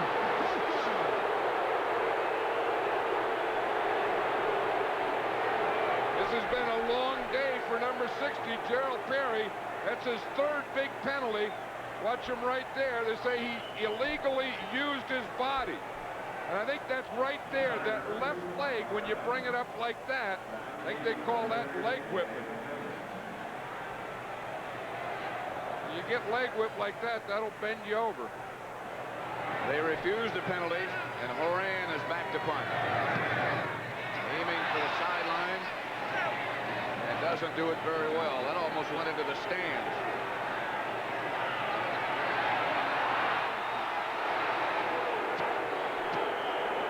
That winds up being an 18-yard punt, and so the Giants will take over.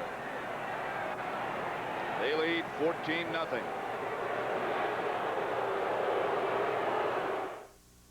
The Black & Decker Workmate.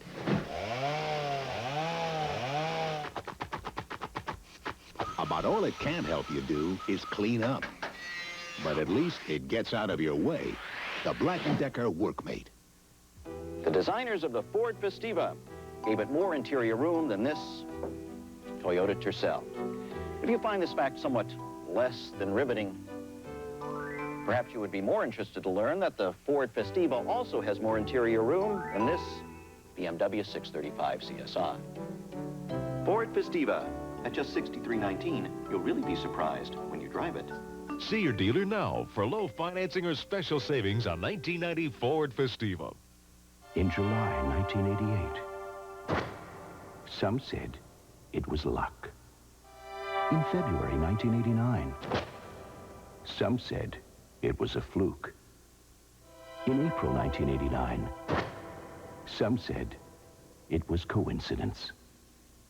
In November 1989, some said, get me their phone number. Prudential Bates Securities, rock solid, market wise. Being a part of of the U.S. Armed Forces is an experience you can be proud of. Opportunity is waiting for you in the U.S. Armed Forces. The hard luck Cowboys try to topple the playoff-hungry Giants. It all starts with a special NFL Today, next Saturday at noon Eastern on CBS Sports. We're back at Mile High Stadium in Denver, the home of the Broncos, who trail the Giants 14-0. 9:40 left in the third quarter. At Summerall here with John Madden. Hand off to Otis Anderson. Picked up 2. The other thing that's been impressive about this game, Pat, in this kind of weather, is that there hasn't been a turnover yet. Right. Remember in the Super Bowl, when these two teams played, there was only 1 turnover.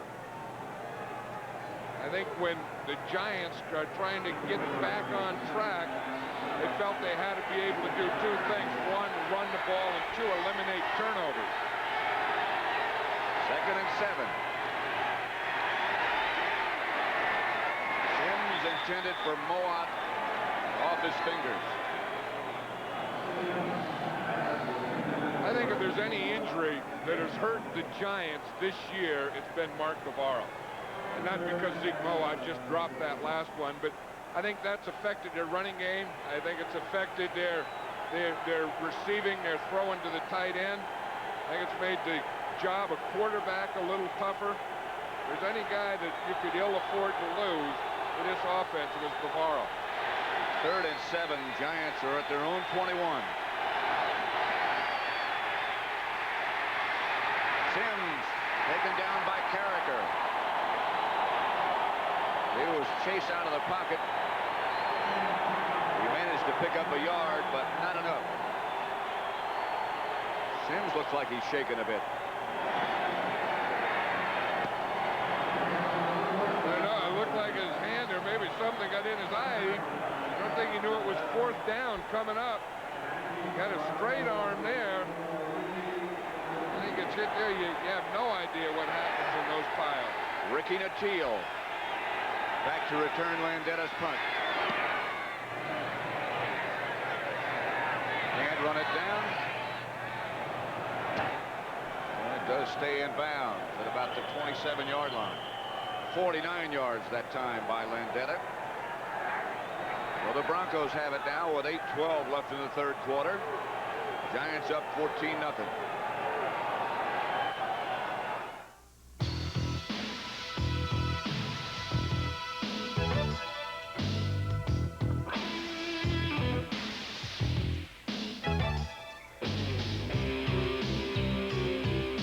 Cold filtered, never heat pasteurized, Miller Genuine Draft. For those who've discovered its smooth, real draft beer taste, the world is a very cool place. So tap into the cold. Cold filtered Miller Genuine Draft. It's 11:35, and Roseanne Horn is learning all about her antifreeze. The hard way. Don't push your luck. Guarantee it with advanced formula Prestone. Come on, answer. Now, the way you vacuum your rug can be the way you vacuum your bug. But only with the powerful new Car Vac Power Brush from Black & Decker. It's the first vacuum that's at home in your car. Do I look like some little old lady who only drives to church on Sunday? I know what matters in a truck. I know this Ranger XLT has more room up here. And more features than I'd get on the same kind of Toyota or Chevy. And it's priced lower, too. Ford Ranger, #1 for all the right reasons. I mean, I didn't buy the best-selling compact truck in America by mistake. The best-built American trucks are built Ford tough. The Blue Demons of DePaul, the Tar Heels of North Carolina, the season premiere of college basketball on CBS Sports next Saturday. The Giants lead Denver 14-0. Philadelphia beat Dallas. Minnesota overwhelmed Atlanta. Kansas City's defense was tough on Green Bay. Detroit eliminated Chicago from the playoff picture. Houston 20-17 over Tampa Bay. And here we go. 1st and 10 Broncos at their own 28. Humphrey almost lost the handle, but then got it back. Banks knocked him down. Seattle beat Cincinnati. Pittsburgh over the Jets. Shutout. New Orleans beat Buffalo. Washington came back to beat San Diego 26-21. 2nd and 4. Dan Reeves. Done an outstanding job since he came here.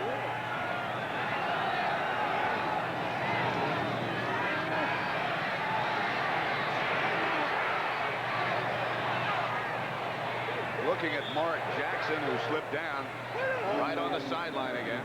I tell you, this Giant defense gets in that soft zone, you know, that 2-deep zone, and they play that better than anyone in football. And I think that if you get behind it, it's really tough. I mean, if you just look at how they play, just let it roll here, and you'll see how they get deep, and then if we can just stop it. Here, you see, they got the zone here, and then they got the safeties back in here deep, and they just make you throw into areas that you don't want to throw in. 3rd and 4. Woo!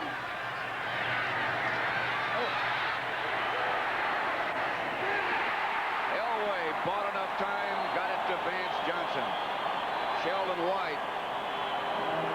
A pickup of 19, and the Broncos move into Giant territory. 7:19 left to play in the 3rd quarter. There's a penalty marker down.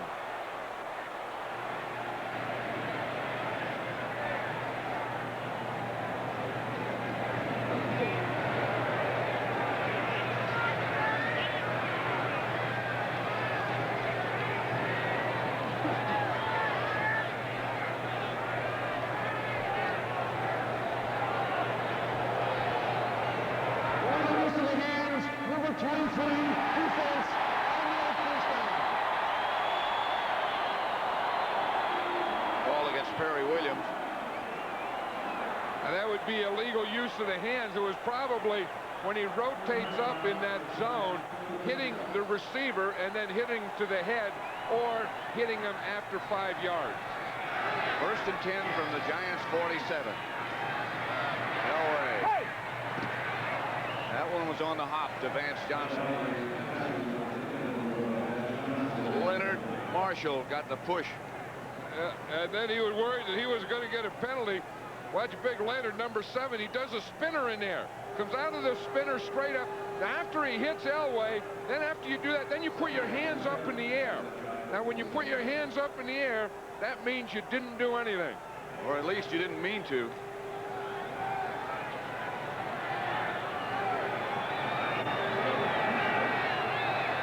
Second and 10.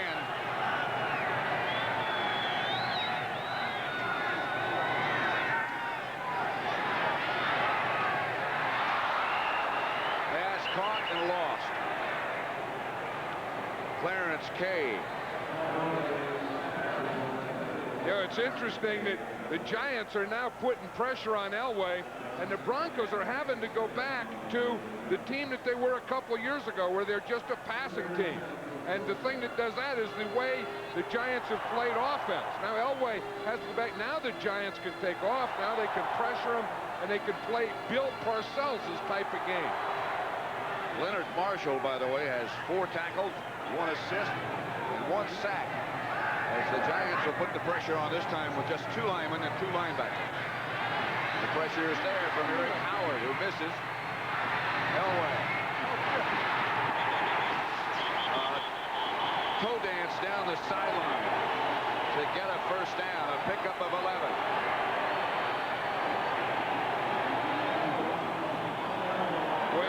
Difficult to see if you're in bounds or out. Well, it is, but still, this is a heck of an athlete going down the sideline. First of all, he outruns Eric Howard. Then he finds there's nothing there. Then he's going to start down the sidelines, tiptoeing. Now, you can't see the sideline, so you don't know if he's on it or not. But he knows where the 1st down marker is. And he goes out just after he picks up the 1st. First down at the Giant 36 for Denver.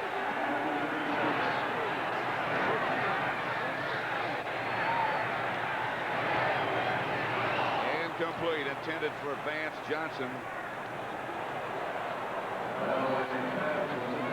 You know the thing about that sideline, Pat, is defensive players have been taught all their life you play the whistle.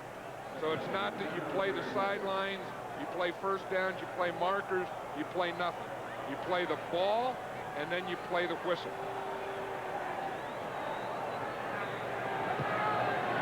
Second and 10.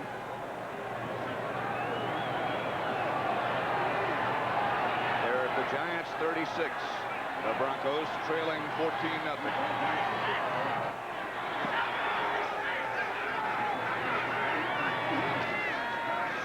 Draw play. I think that's Sammy Winder. Stopped by Myron Guyton. Was Winder. That is the toughest thing to do in this kind of field is to make cuts. You know, I think that you can run, but when you try and plant your foot, you see he plants right there, and as he tries to twist over and cut back, that right foot just slid out from under him. And Sammy Winder's an 8-year veteran. This isn't the first time he's done it. Third and 10. Jackson in motion.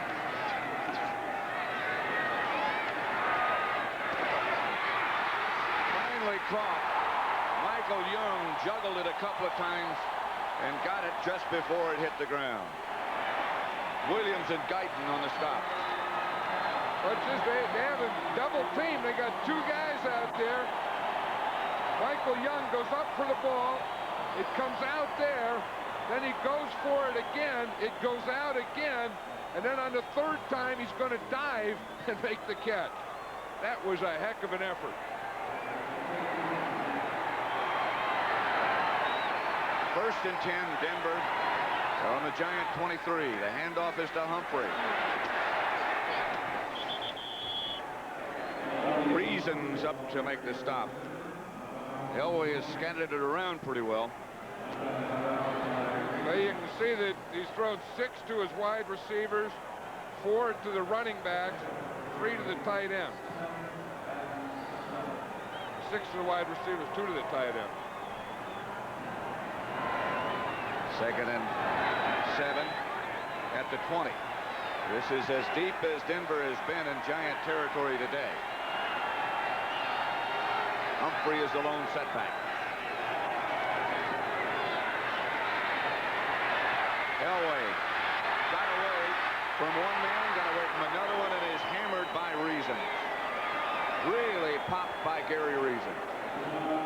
Hey, John Elway in the last 3 plays has made 2 of the greatest moves that I've seen, and Gary Reason's on the last 2 plays have made 2 of the hardest hits that I've seen all year. But watch Elway on this play. I mean, he brings the ball down, pop, spins, he's going to go, he's looking, avoiding the tackle there, just comes out of a spin, and watch Gary Reason's unload on him. Whoa. That's Gerald Perry who's down. It has been a tough day for him. 14-0 Giants. Hi. Oh, I haven't seen you guys in so long. Well, we can never agree on a restaurant, right? Hey, I ordered already. I found us a great wine. Oh, a decision maker. Oh, this is wonderful wine. I had this at David's. I served this at my place. It was a big hit. You guys, I was hoping you hadn't tried it yet. Oh, come on. Look, we finally found something we all agree on, you know? I mean, when was the last time that happened? Ernest and Julio Gallo invite you to try White Grenache. It will change the way you think about Gallo. Imagine a world beneath the sea with an enchanted McDonald's of pure fantasy, where the Little Mermaid's friend Sebastian and Flounder the fish come to life to grant your holiday wish. Buy a $5 book of McDonald's gift certificates and get a free plush ornament, either Flounder That's me. or Sebastian. I always knew I'd be famous. From the all-new Disney animated feature, The Little Mermaid, now in theaters everywhere. So come to McDonald's, hurry along, like a true fantasy. It's here then, score. Your holiday place, McDonald's. 4, 3, 2, 1, fire.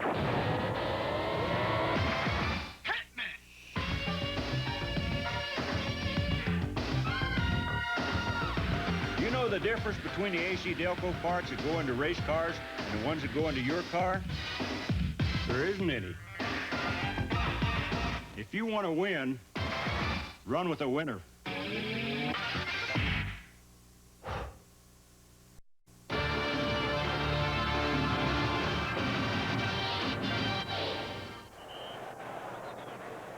Perry on the sidelines.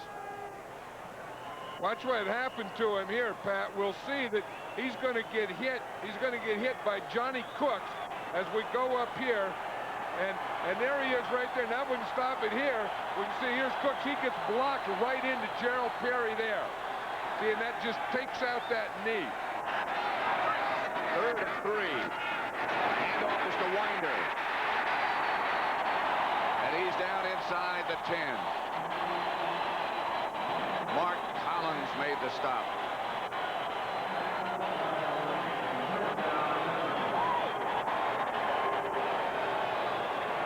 First and 10 at the 10. And from the way the yard line markers are, you can't really tell. It looks as if they can't make a first down without making a touchdown. Elway to Humphrey. To about the 2. Stopped again by Collins. And Perry Williams. Hey, the Broncos have gotten themselves back in this. They're starting to get control on the line. They're starting to get angles. They're making holes, and they're making areas that the running back can get through. They're giving Elway some protection, and then John Elway himself is making big plays. 2nd and goal at the 2. Humphrey and Breton behind Elway.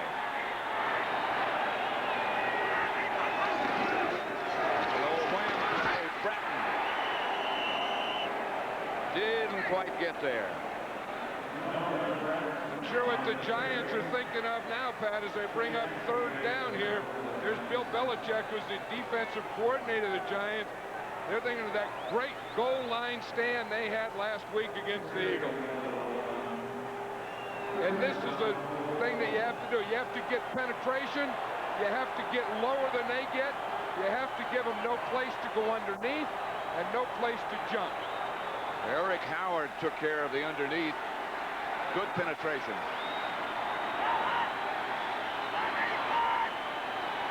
Humphrey is the deep back in the eye. He didn't make it. Steve Diassi, who made a big stop last week, just made another one. Now this is football down here. You get down here in the trenches, guys knocking around, bodies flying around. I tell you, the Giants are not going to be denied here. Steve Diassi was the guy who made that play. Last week, he was the guy who made the big play against the Eagles, number 99. Elway asking for quiet. Don't forget he can roll out and likes to. Humphrey. Reasons.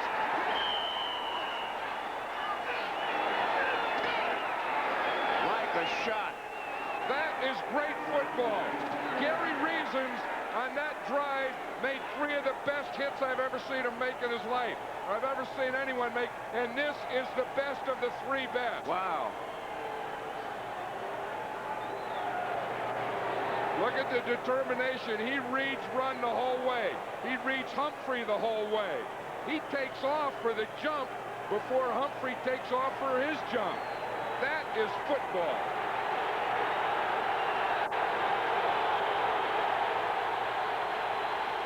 So the Giants will operate from their own end zone. Harthon try to get outside, wrapped up by Simon Fletcher. The word on Gerald Perry is that he has a bruised knee and will return. You know, the first thing that the Giants are thinking here is get the ball out beyond the 5-yard line to give the punter their full distance. I tell you, he has 6 tackles, but 3 of them were awfully hard hits. 1 on Elway and 1 on Humphrey for particularly. Right, and when you lose a player like the Giants have lost Lawrence Taylor, guys like Gary Reasons have to pick up the slack. 2nd and 10, Giants at their own 2. Not much there. Steve Atwater up to stop Maurice Carthon. What the Broncos like about having big safeties is you have Steve Atwater. They can put him up on the line of scrimmage like this. They put their safety, and he's as big as a linebacker. And then he gives you that quick force and support with a big body. Brings up 3rd and 7 for the Giants at their own 5. 20 seconds left to play in the 3rd quarter. Now less.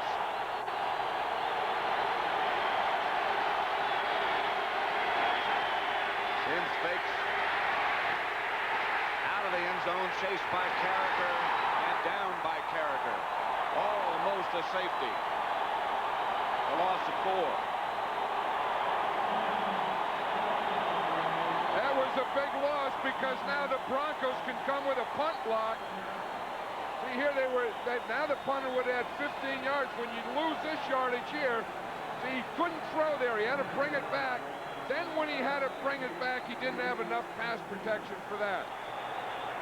Carricker and Fletcher, that's the end of the 3rd quarter. With the score, the Giants 14, Denver nothing. We now pause for a word from your local station.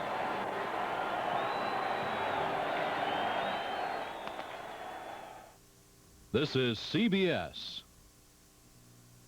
Long ago, in this Bell Atlantic neighborhood, you could hear Brahms every afternoon, played by a little girl just a telephone call away from fame. A call that introduced us all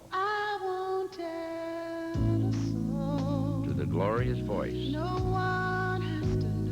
of Roberta Flack. The people of Bell Atlantic have always answered the... They've served in war and in peace, yet only one company saw the need to protect the lives and families of those who protect ours. So Mutual of New York became the first to insure our military.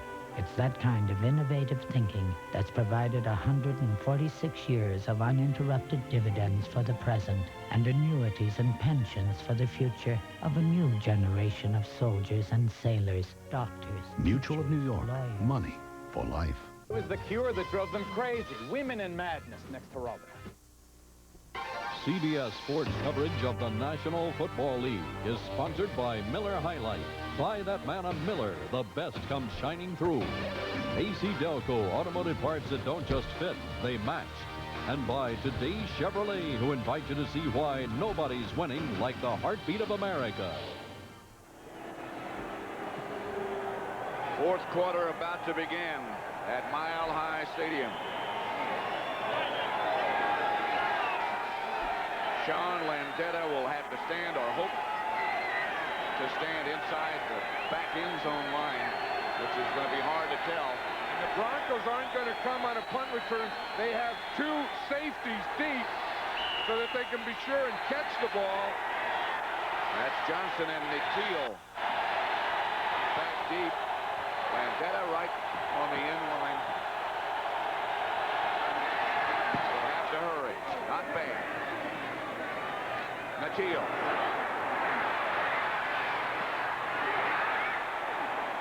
Skips down to about the 32-yard line. Lee Roussan knocked him out of bounds. Smart move by the Broncos once they decided not to try to block it, to put 2 guys back there. I think that's the thing you either have to do. You either have to go after it because he's going to have a short snap and try and block it, or put 2 guys back there and make sure that you catch it.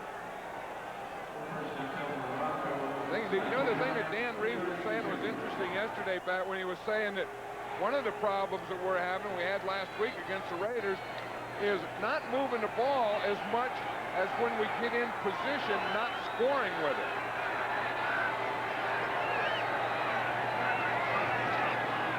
No way to throw it. Banks on a blitz. Almost had him. Chased by Washington. And Elway just had to throw it away. In all fairness, he hasn't had much time today. Good pressure. Carl Banks was in his backfield. You see it. Carl Banks took a swoop at him, kind of like he did, remember that Randall Cunningham thing. He just wrapped both arms around him. Watch Carl Banks, 58, and all he comes up with is some air and some snow, I think. Look, Elway just steps right out of that. Carl Banks isn't going to like that one being in another guy's highlights. Second down. And 10 from the Giants' 32. Humphrey went in motion. Elway wheeled it to Clarence Kay, but nothing was there. He was hit by Reasons, or butted heads with Reasons. Reasons has been butting heads with everyone out there today. He's like a man possessed. He's come out there. He said, let's go up to Denver Mile High Stadium and play some ball.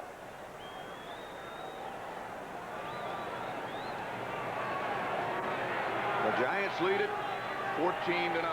3rd and 10 from the Giant 32.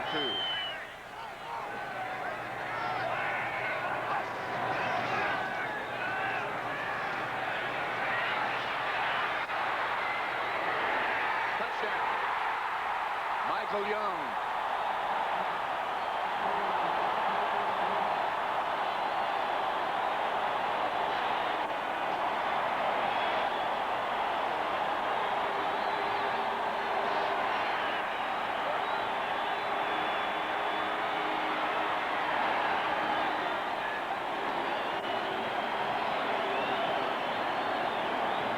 You give John Elway shots at you, he's going to get his share of them.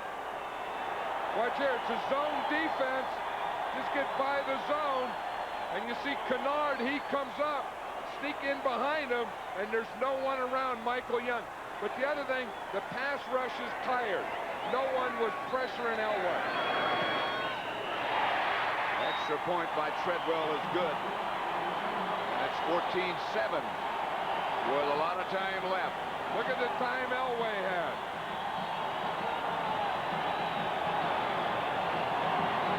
$14.29 left to be exact.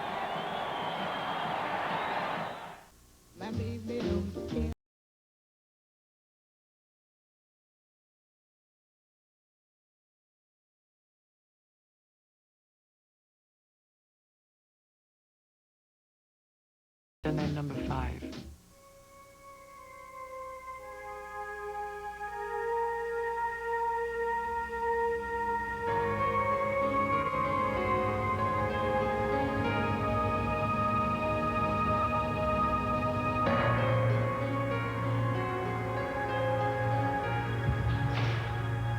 Life's full of simple pleasures, like the comfort of Levi's jeans, or a hedge forgotten. This NFL Team Summary is sponsored by Levi's 505 jeans, the zipper fly jeans with a traditional Levi's fit. Summarizing, Lawrence Taylor of the Giants has not played. He dressed, but hasn't been in for a down. Dave Meggett got a 57-yard screen pass from Sims to score the touchdown, the second touchdown for the Giants. John Elway just got back in it with his Broncos, and I think the observation you just made is very significant. The Giants' defense is getting tired. That's what I think. You know, you think of chasing Elway all day, but then the other thing you think of, Pat, is just altitude. Altitude, right. Okay, Elway's the type of guy. He has that gun, keeps taking shots. The kickoff handle and then mishandled by Mark Ingram. Jim Lucas was down to make the stop. 3 plays, 32 yards in 21 seconds to get the Broncos on the board. And this is where, when you talk about your running game, that you have to be able to run, this is where you need your running game. For the Giants, they need it on this drive. Now you talk about defense. This is where you talk about your run defense. This is where you have to stop the run.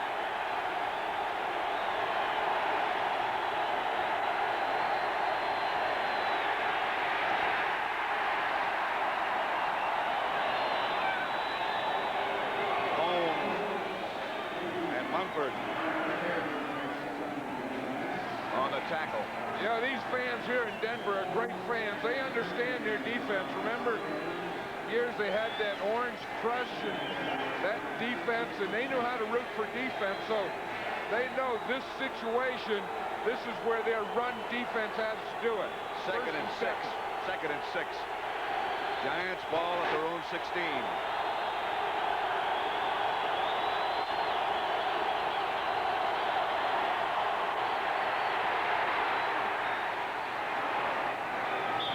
Complete to Baker.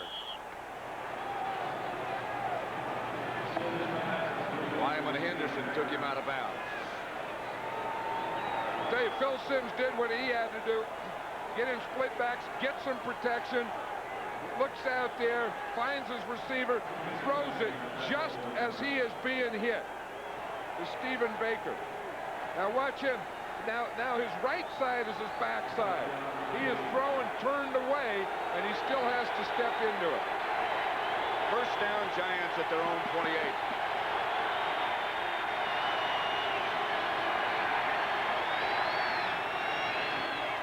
That's Anderson.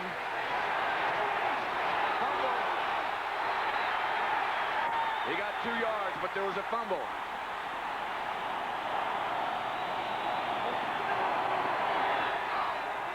They still haven't decided who has it.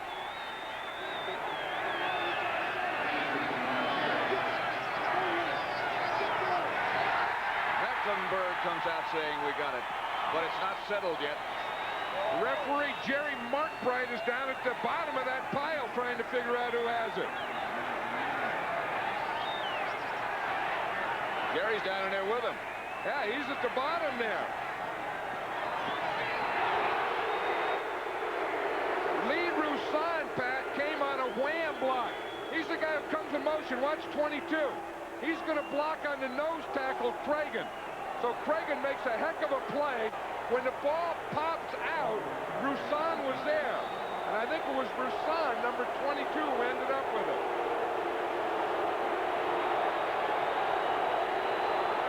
Good play by Cragen.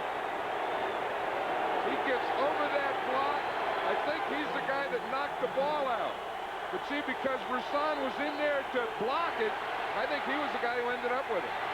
Second and 8.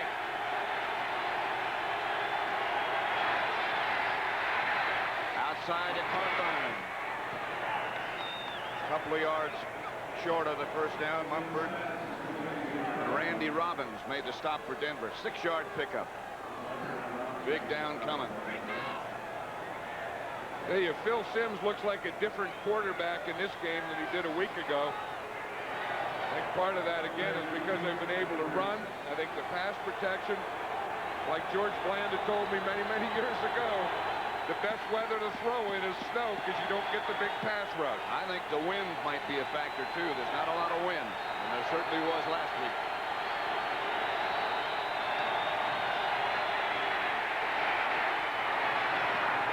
Incomplete. Intended for Baker, and here comes Landeta.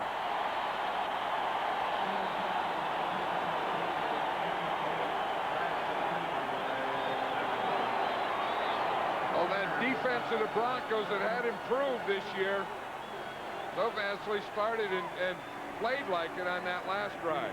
In the first half, looked like the Giants were getting to them pretty well. Again, they put 2 safety men back. Johnson and Natil.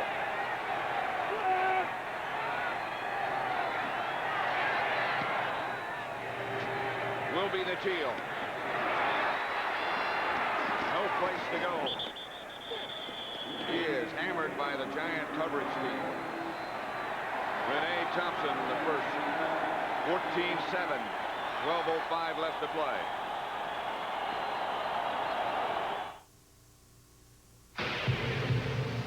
Pure, genuine, never heat pasteurized. A beer that's made unlike any other. Cold filtered to give you the rich, smooth taste of real draft beer. That's the mark of a great beer. So tap into the cold filtered Miller Genuine Draft.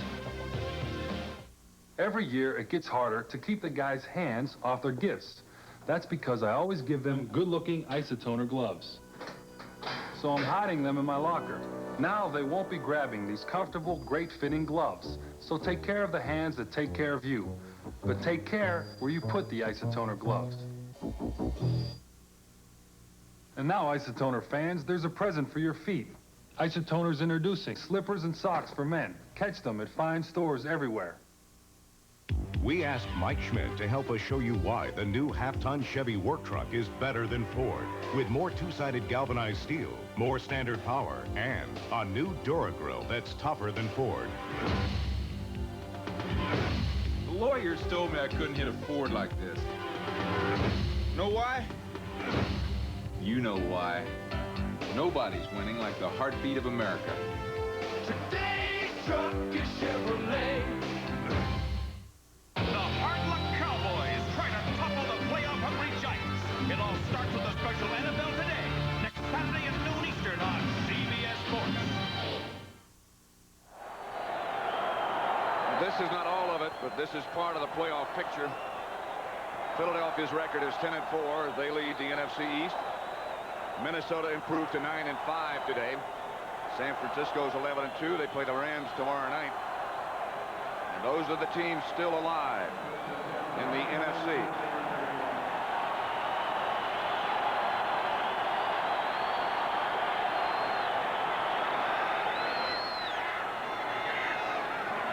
Elway back to throw from his own 31. Chased by Banks. Gets it out to Breton. Not much. A gain of 1. The AFC again. Buffalo 8-6. Houston improves to 9-5. Denver's 10-3. They have clinched the division title. They're playing for the home field advantage. The wild card scramble in the AFC is still very complicated. All those teams still with a chance. Well, you know, at the beginning of the day, they put those things in computers, and like in the AFC, there were like 642 different combinations. Lawrence Taylor at the bottom of your picture. Elway, pass almost intercepted by Perry Williams. Leonard Marshall might have deflected it.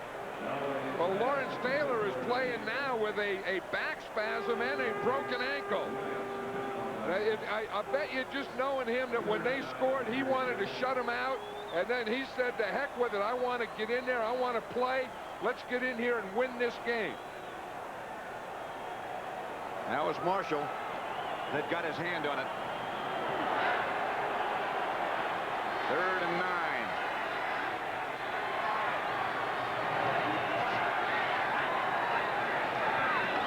Elway made a one-handed grab. Natil had the first down and cut back. He had it and lost it. This is a situation that is going to be interesting. I'm sure Dan Reeves has to go for it, but he has to remember he got down on the goal line and couldn't do it. And I would bet that he doesn't use the same type of plays he used on the goal line. Because I would think that the Giants will use the same type of defense they used on the goal line. I would.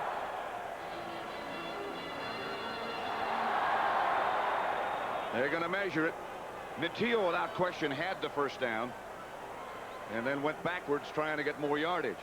Well, as a coach, that used to drive me crazy. Oh, yeah, I bet. I used to always want him to go for the big play, but always know where the first down is, and once you have it, never go back where you were. I tell you, this isn't a gimme either. No. And that doesn't look like much, but that isn't automatic. Hey, look at the couple of plays Elway makes here. First, a heck of a play by catching the ball, then finding Natil, and then concentrating and then just drilling it out to him. Now, I should say, now he had the first down, and if he had fallen forward, it would have been a first down. They changed their mind.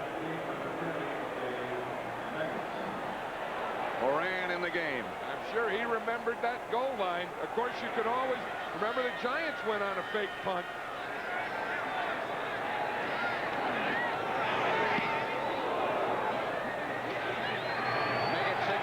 catch. Makes it. Got down in a hurry. So we have 11:05 left to play. The Giants leading 14-7 at Mile High Stadium.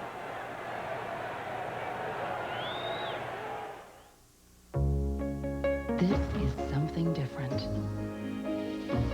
The body panels will never rust. The seats can be arranged to seat up to 7. And ask yourself, have you ever traveled like this before? Meet the new Family Lumina APV. When it comes to new ideas for the family, nobody's winning like. The heartbeat of America, that's today's Chevrolet.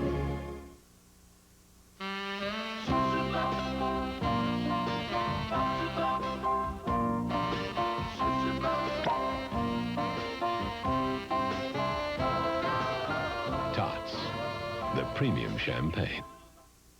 Looks like Winter just did in that poor fellow's battery. Wonder if he's smart enough to replace it with a battery built for extremes. A maintenance-free, high-cranking Delco. Smart fella. AC Delco parts. They don't just fit, they match. Fasten your seatbelts. It's going to be a breathtaking weekend. The hard luck Cowboys try to topple the playoff-hungry Giants, followed by a season premiere featuring Blue Demons and Tar Heels, the return of college basketball, and the usual bridesmaids are going for the bouquet. Green Bay's cardiac pack attack meets Mike and the Bears. The NFL intensifies, college hoops returns, and the excitement explodes here on CBS Sports. Mile High Stadium has really been given a dusting today. Snowed all night, and it's continued all day.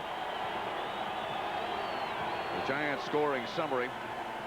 Otis Anderson got his 11th touchdown of the year, 3-yard run. Phil Simms, a 57-yard screen pass, on which Dave Meggett made a heck of a play, and Elway, 32-yard pass to Young. 14-7 Giants.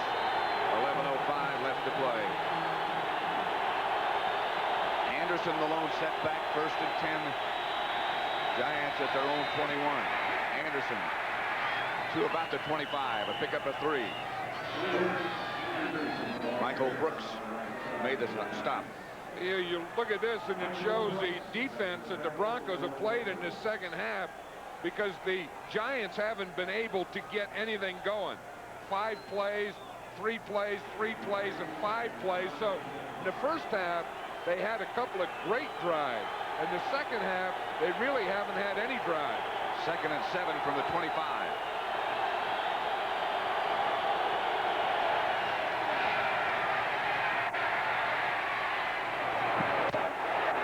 Sims threw it away.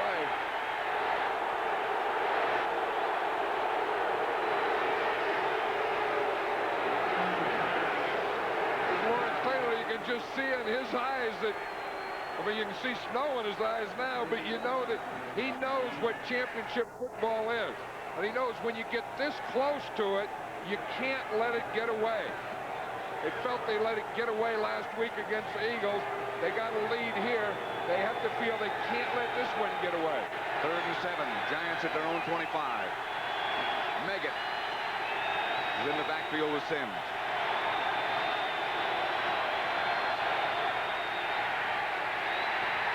The rush by Holmes.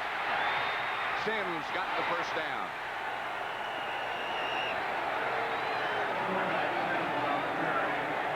Atwater had a shot at him and missed him.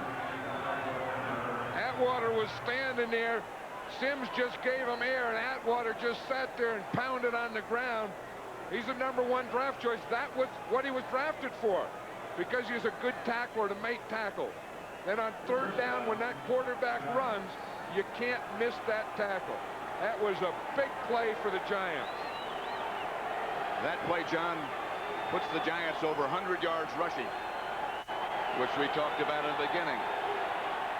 That's what they have to do to play Giant football. Tillman is the deep back.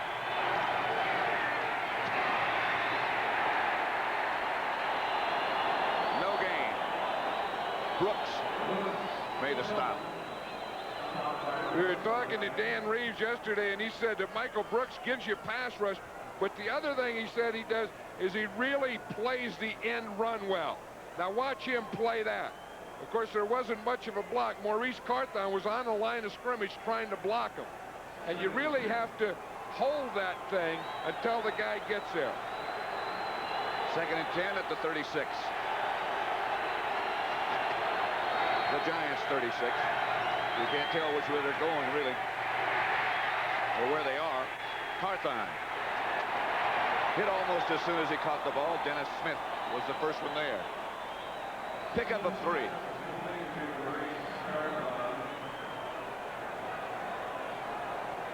I don't remember doing many games like this, Pat, but I love them. I love this. You know, I mean, just right. There's no dome stadium here. There's no artificial turf. There's none of that stuff. It's just man against the elements and against the other team too.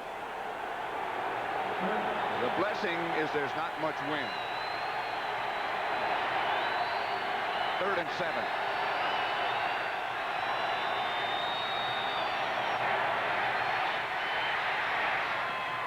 Meggett. And they have another first down, and they keep the football. They can get on Phil Simms, but I'll tell you, he is a tough guy, and he has made a couple of big plays on this drive. 9 yards on that one. The first 3rd down, remember, he ran. He picked up a first down. Here it's 3rd down. He finds Meggett in there and zips the ball to him. Of course, 2 things. One, they've been able to run for over 100 yards, and this right here, pass protection. Letting them have a little time, letting them step up. 1st and 10 at the 49.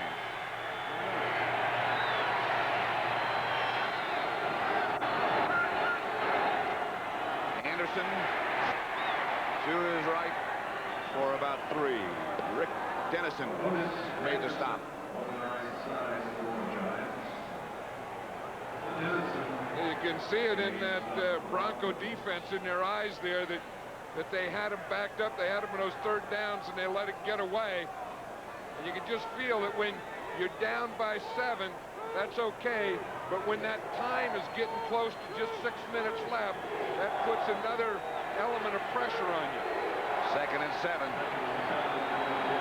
at the Denver 48. 6:38 left.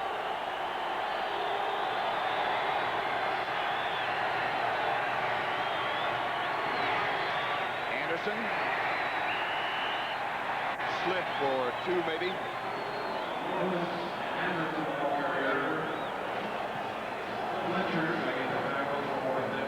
I think O.J. Anderson was running in there in that 2nd down play with one thought in mind: don't fumble. He was protecting that ball, and he wasn't going to let that one pop out of there. You know who's done a heck of a job? We just saw a picture of him there. Is Eric Moore, number 60. Was sick last week and didn't play, and then when Jumbo Elliott couldn't play, he had to move out to left tackle. Done a good job of blocking, pass protecting, and run blocking. 3rd and 6.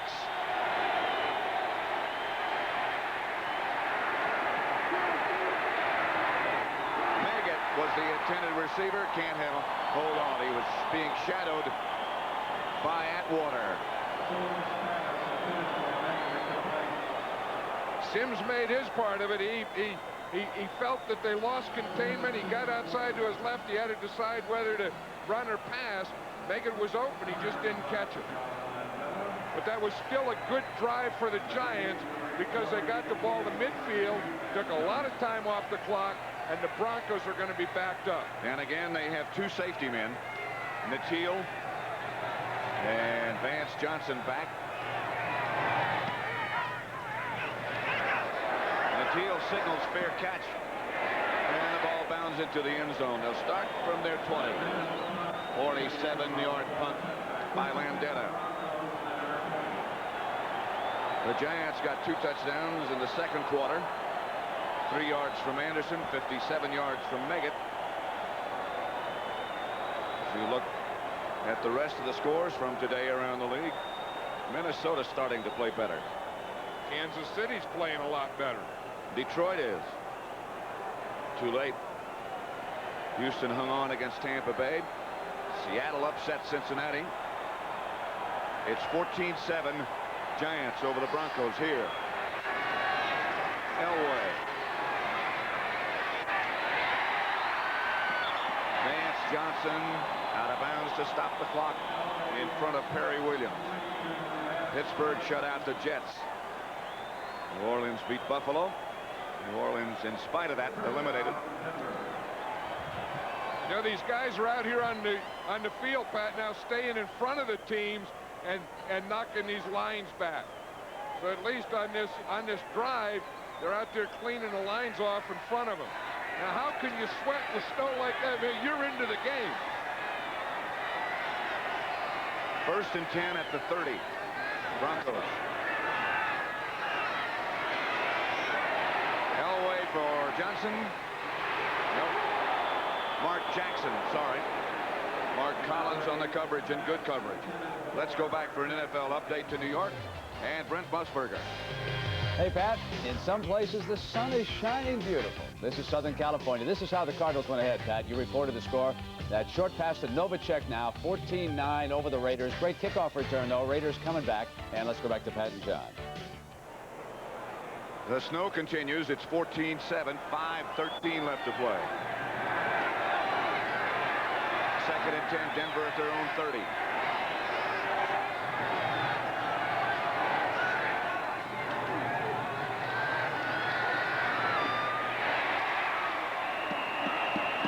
Johnson. Stopped by Pepper Johnson, a yard short of the first down. Well, John Elway has taken over this game. You know, Bill Parcells was saying, other than the shotgun, Elway doesn't drop back anymore. He waggles and rolls and bootlegs and runs. That was his 14th straight drop back. So I think that when they were ahead, that was the way they played. Now, John Elway has to take over this game and win it for the Broncos. Well, they need a yard for a first down at their own 39.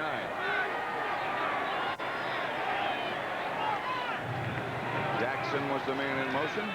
Elway back to throw it. Up the middle, complete. To Vance Johnson again. They'll move the sticks to the 45. That's what I said. You know, they got down there in the goal line. They tried to do it with their running game. They didn't get in. And from now on, down 14-7, this is going to be John Elway's game. It almost has to be. Right. You get 3rd and short. They aren't going to run and try and pick up. They're going to let him go back and throw it. They got to start looking at that clock now. Less than 4 minutes. They need to make something happen in a hurry. Clarence Kay was open, and Elway got a shot to him. Harry Williams brought him down after a pickup of 13. You know, this is the time to throw it, too, because, like I said, late in the game in Mile High Stadium, the visiting team always gets more tired. And it's, you know, it's part of chasing Elway all day, and the other part is the altitude. 3:20 left to play. 14-7 Giants. Mobley moves on the left. Elway swings it out to Humphrey. Humphrey gets a first down with his ability. Knocked out of bounds by Collins, but a gain of 13. You see those pass rushes, Pat? They can hardly get off the line of scrimmage. That's the thing, and you give a quarterback like John Elway time, he'll kill you. I'll tell you something, John. I was down on the field before the game. We were up pretty high in the press box. When I walked up the steps, not that I'm in this kind of shape, I could tell it. Oh, yeah, you can tell it. That's why they call it Mile High Stadium. They remind you of it all the time. They don't call it like Denver Stadium or Broncos Stadium. It's Mile High.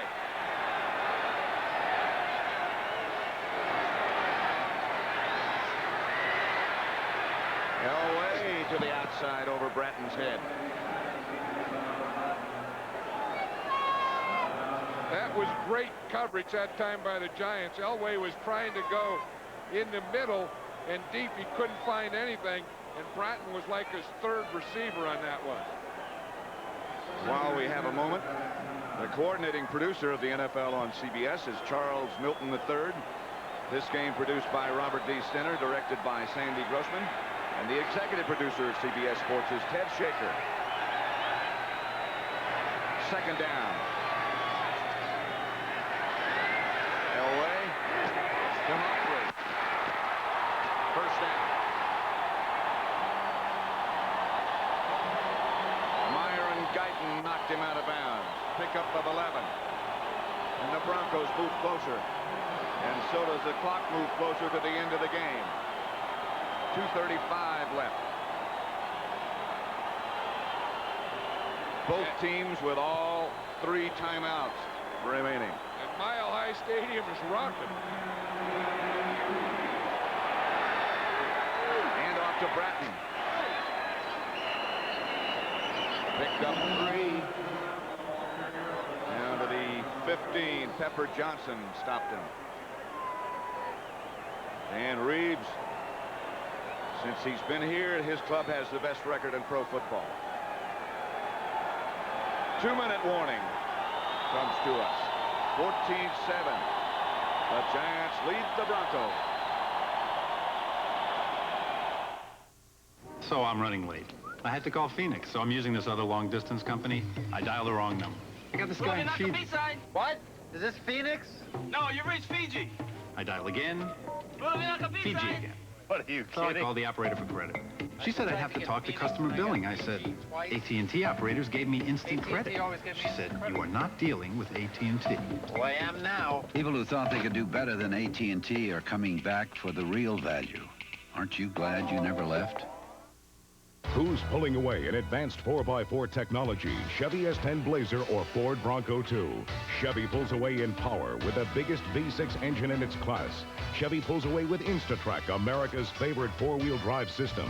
Chevy pulls away in fun with the country's #1 sport utility vehicle.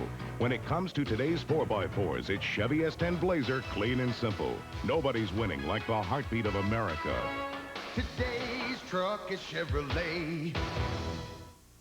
On October 28th, for 2 tempting hours, Mel Kaiser was on Easy Street. I was behind an armored truck. The rear door popped open, and it was raining money. But instead of keeping it, Mel turned in over $57,000. Well, they call me Mr. Honesty. I've been called worse. To everyday heroes everywhere, we offer our best. Smooth, never bitter Miller beer. I got it. The best comes shining through. Why me?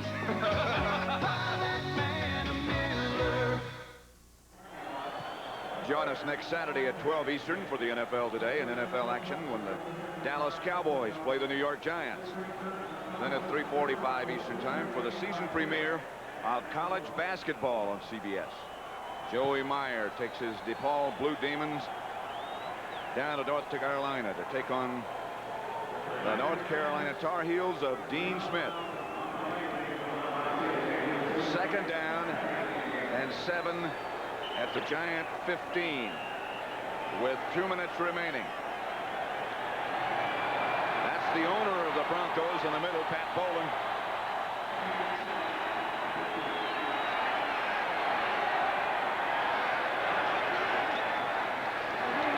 Elway to Humphrey up the middle, couldn't find the handle. Third down. Well, the Broncos are definitely in 4-down territory here because when you're down by 7 and less than 2 minutes to go, you have to go for it on 4th down. So that's one thing that Dan Reeves could think about here, is he has 7 yards to go, but he could think about 1, going for the score, 2 for the first down, or 3, getting the first down in 2 plays.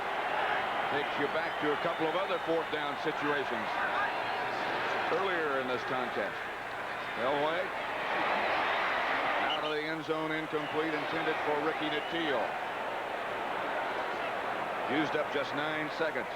Isn't it funny how you play all day, Pat, also, and the whole game is going to depend right here on this play. If the Giants can stop them, they'll win the game. If they can't, we could very well be looking at overtime. Elway paid a visit to the sideline. Now he'll have Sewell, and I'm sure, well, I see Clarence Kay. And he better watch the clock because he's breaking the huddle. He only has 12 seconds to get this play off. Got to hurry. He's down to 6 now. He has time. Incomplete. Incomplete. A couple of dives into the end zone. The last one by Kay.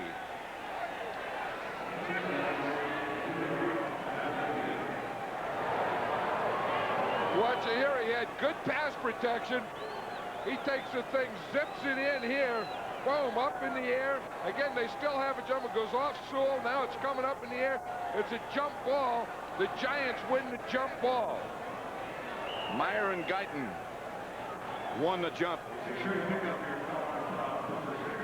Now the Giants do have to get a first down because even though there's only 1:45 left, the Broncos do have all their timeouts. First and 10 Giants at their own 15. Sims to Anderson. Stopped by Holmes.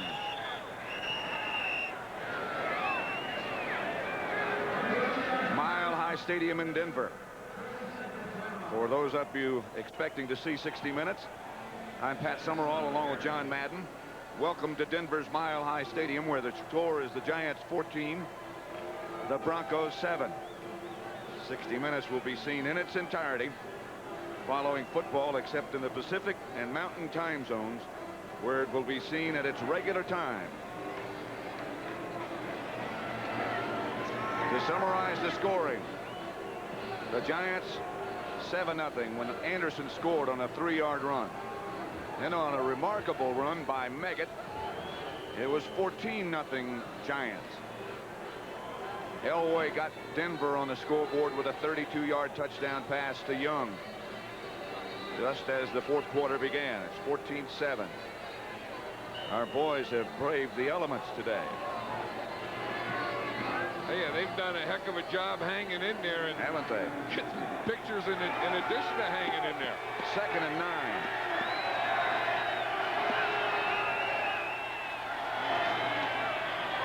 Reverse coming to Ingram, to Lee Roussan.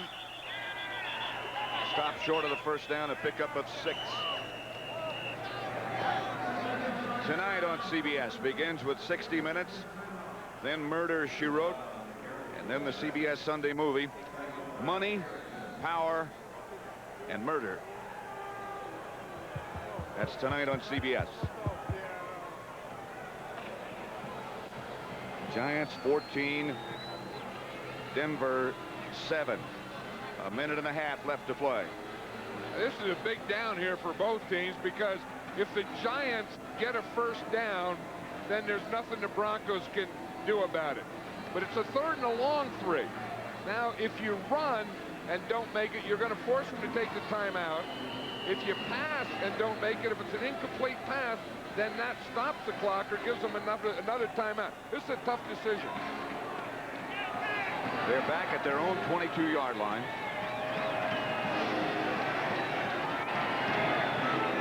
And ready to do whatever they're going to do. Baker split wide left, Ingram right. Hawthorne was the man in motion. The handoff is to Anderson. He won't get the first down. Mecklenburg wrapped him up. Timeout, Denver.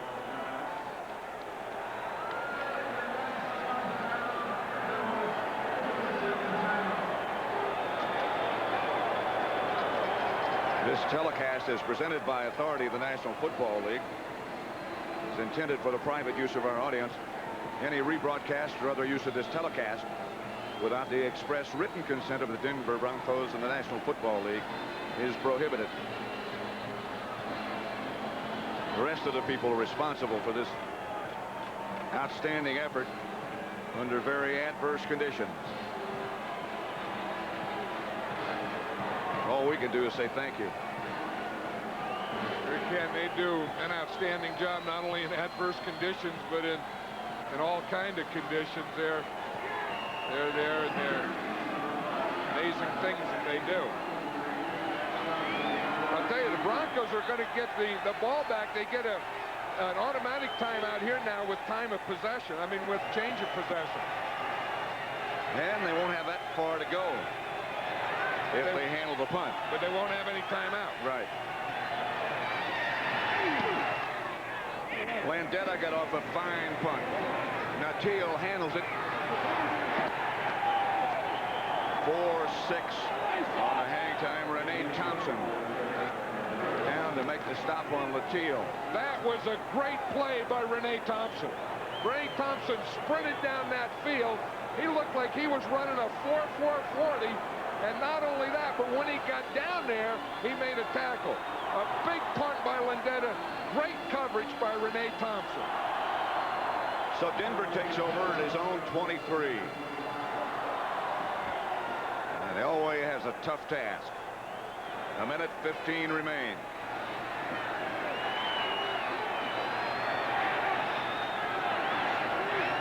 Four wide receivers.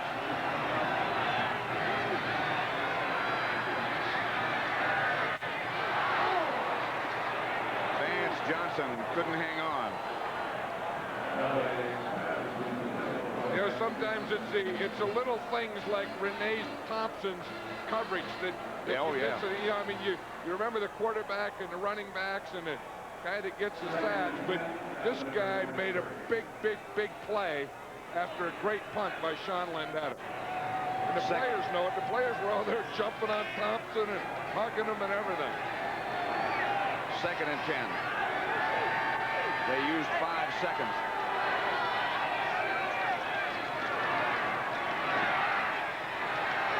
Batted down. Johnny Cooks knocked it away. I think these Giant pass rushers are so tired they can't really get to Elway. In fact, they can't get off the line. But if you're not going to get to them, if you're not going to get off the line, then jump up and make them throw over or through something. That's what Johnny Cooks did.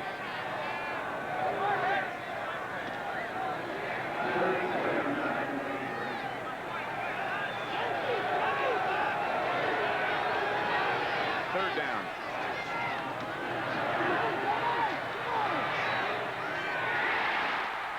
Michael Young.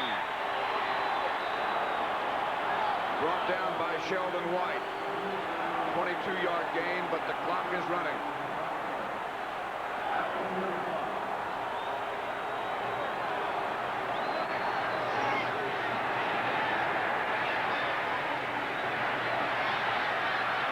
Elway after a gain of 5. Burns valuable time. Eric Howard and Johnny Cooks brought it down. Got to take some shots at the end zone now. And instead he decides to just stop the clock. I think what happened, he didn't even have his wide receivers back to the line of scrimmage yet. He probably knew to try and run a play. He couldn't get anything out of it. So he would burn it down and try and regroup and huddle up and let Dan Reeves send in or signal in a play.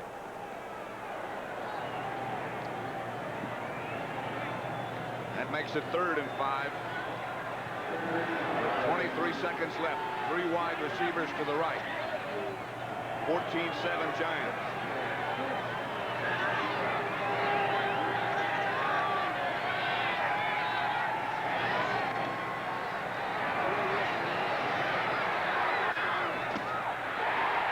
Caught and out of bounds by Mark Jackson. 15 seconds left.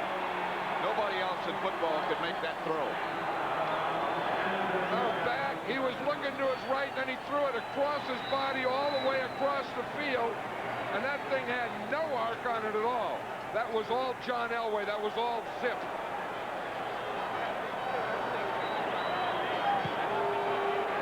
And the Giants have very little gas left in their tank. 15 seconds left. Elway will go to the end zone. Not Teal.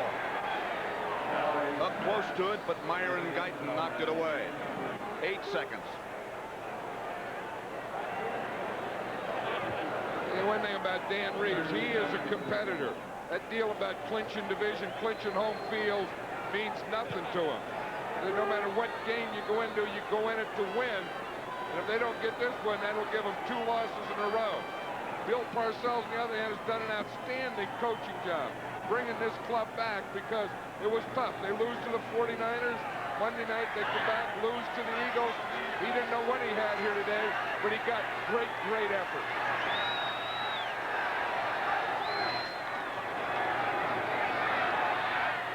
Same thing again. Incomplete. And that's the ball game.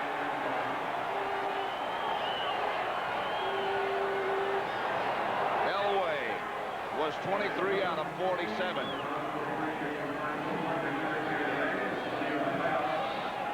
(14-7). Giant victory as Parcells and Reed shake hands. And the Giants stay, record-wise at least, in a first-place tie with Philadelphia at 10-4.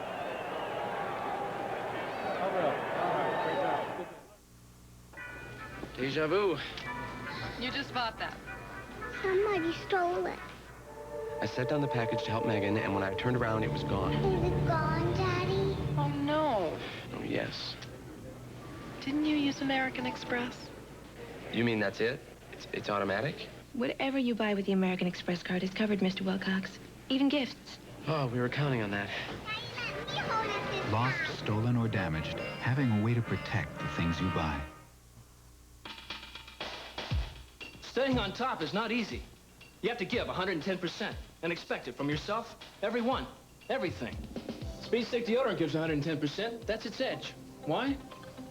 It has no alcohol, and alcohol evaporates. Speed Stick protection doesn't evaporate even after 24 hours. Glides on dry in just a few strokes.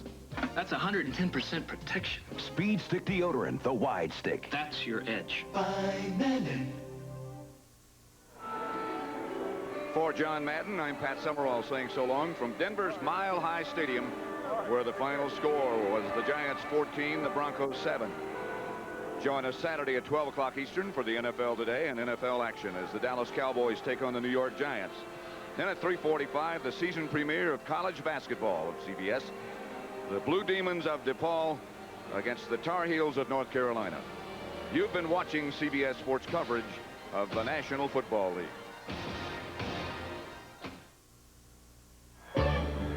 One airline works harder than any other to make sure that a good landing not only means getting you there on time, but landing your bag in your hand on time as well. United. Come fly the friendly skies. When you look for champions.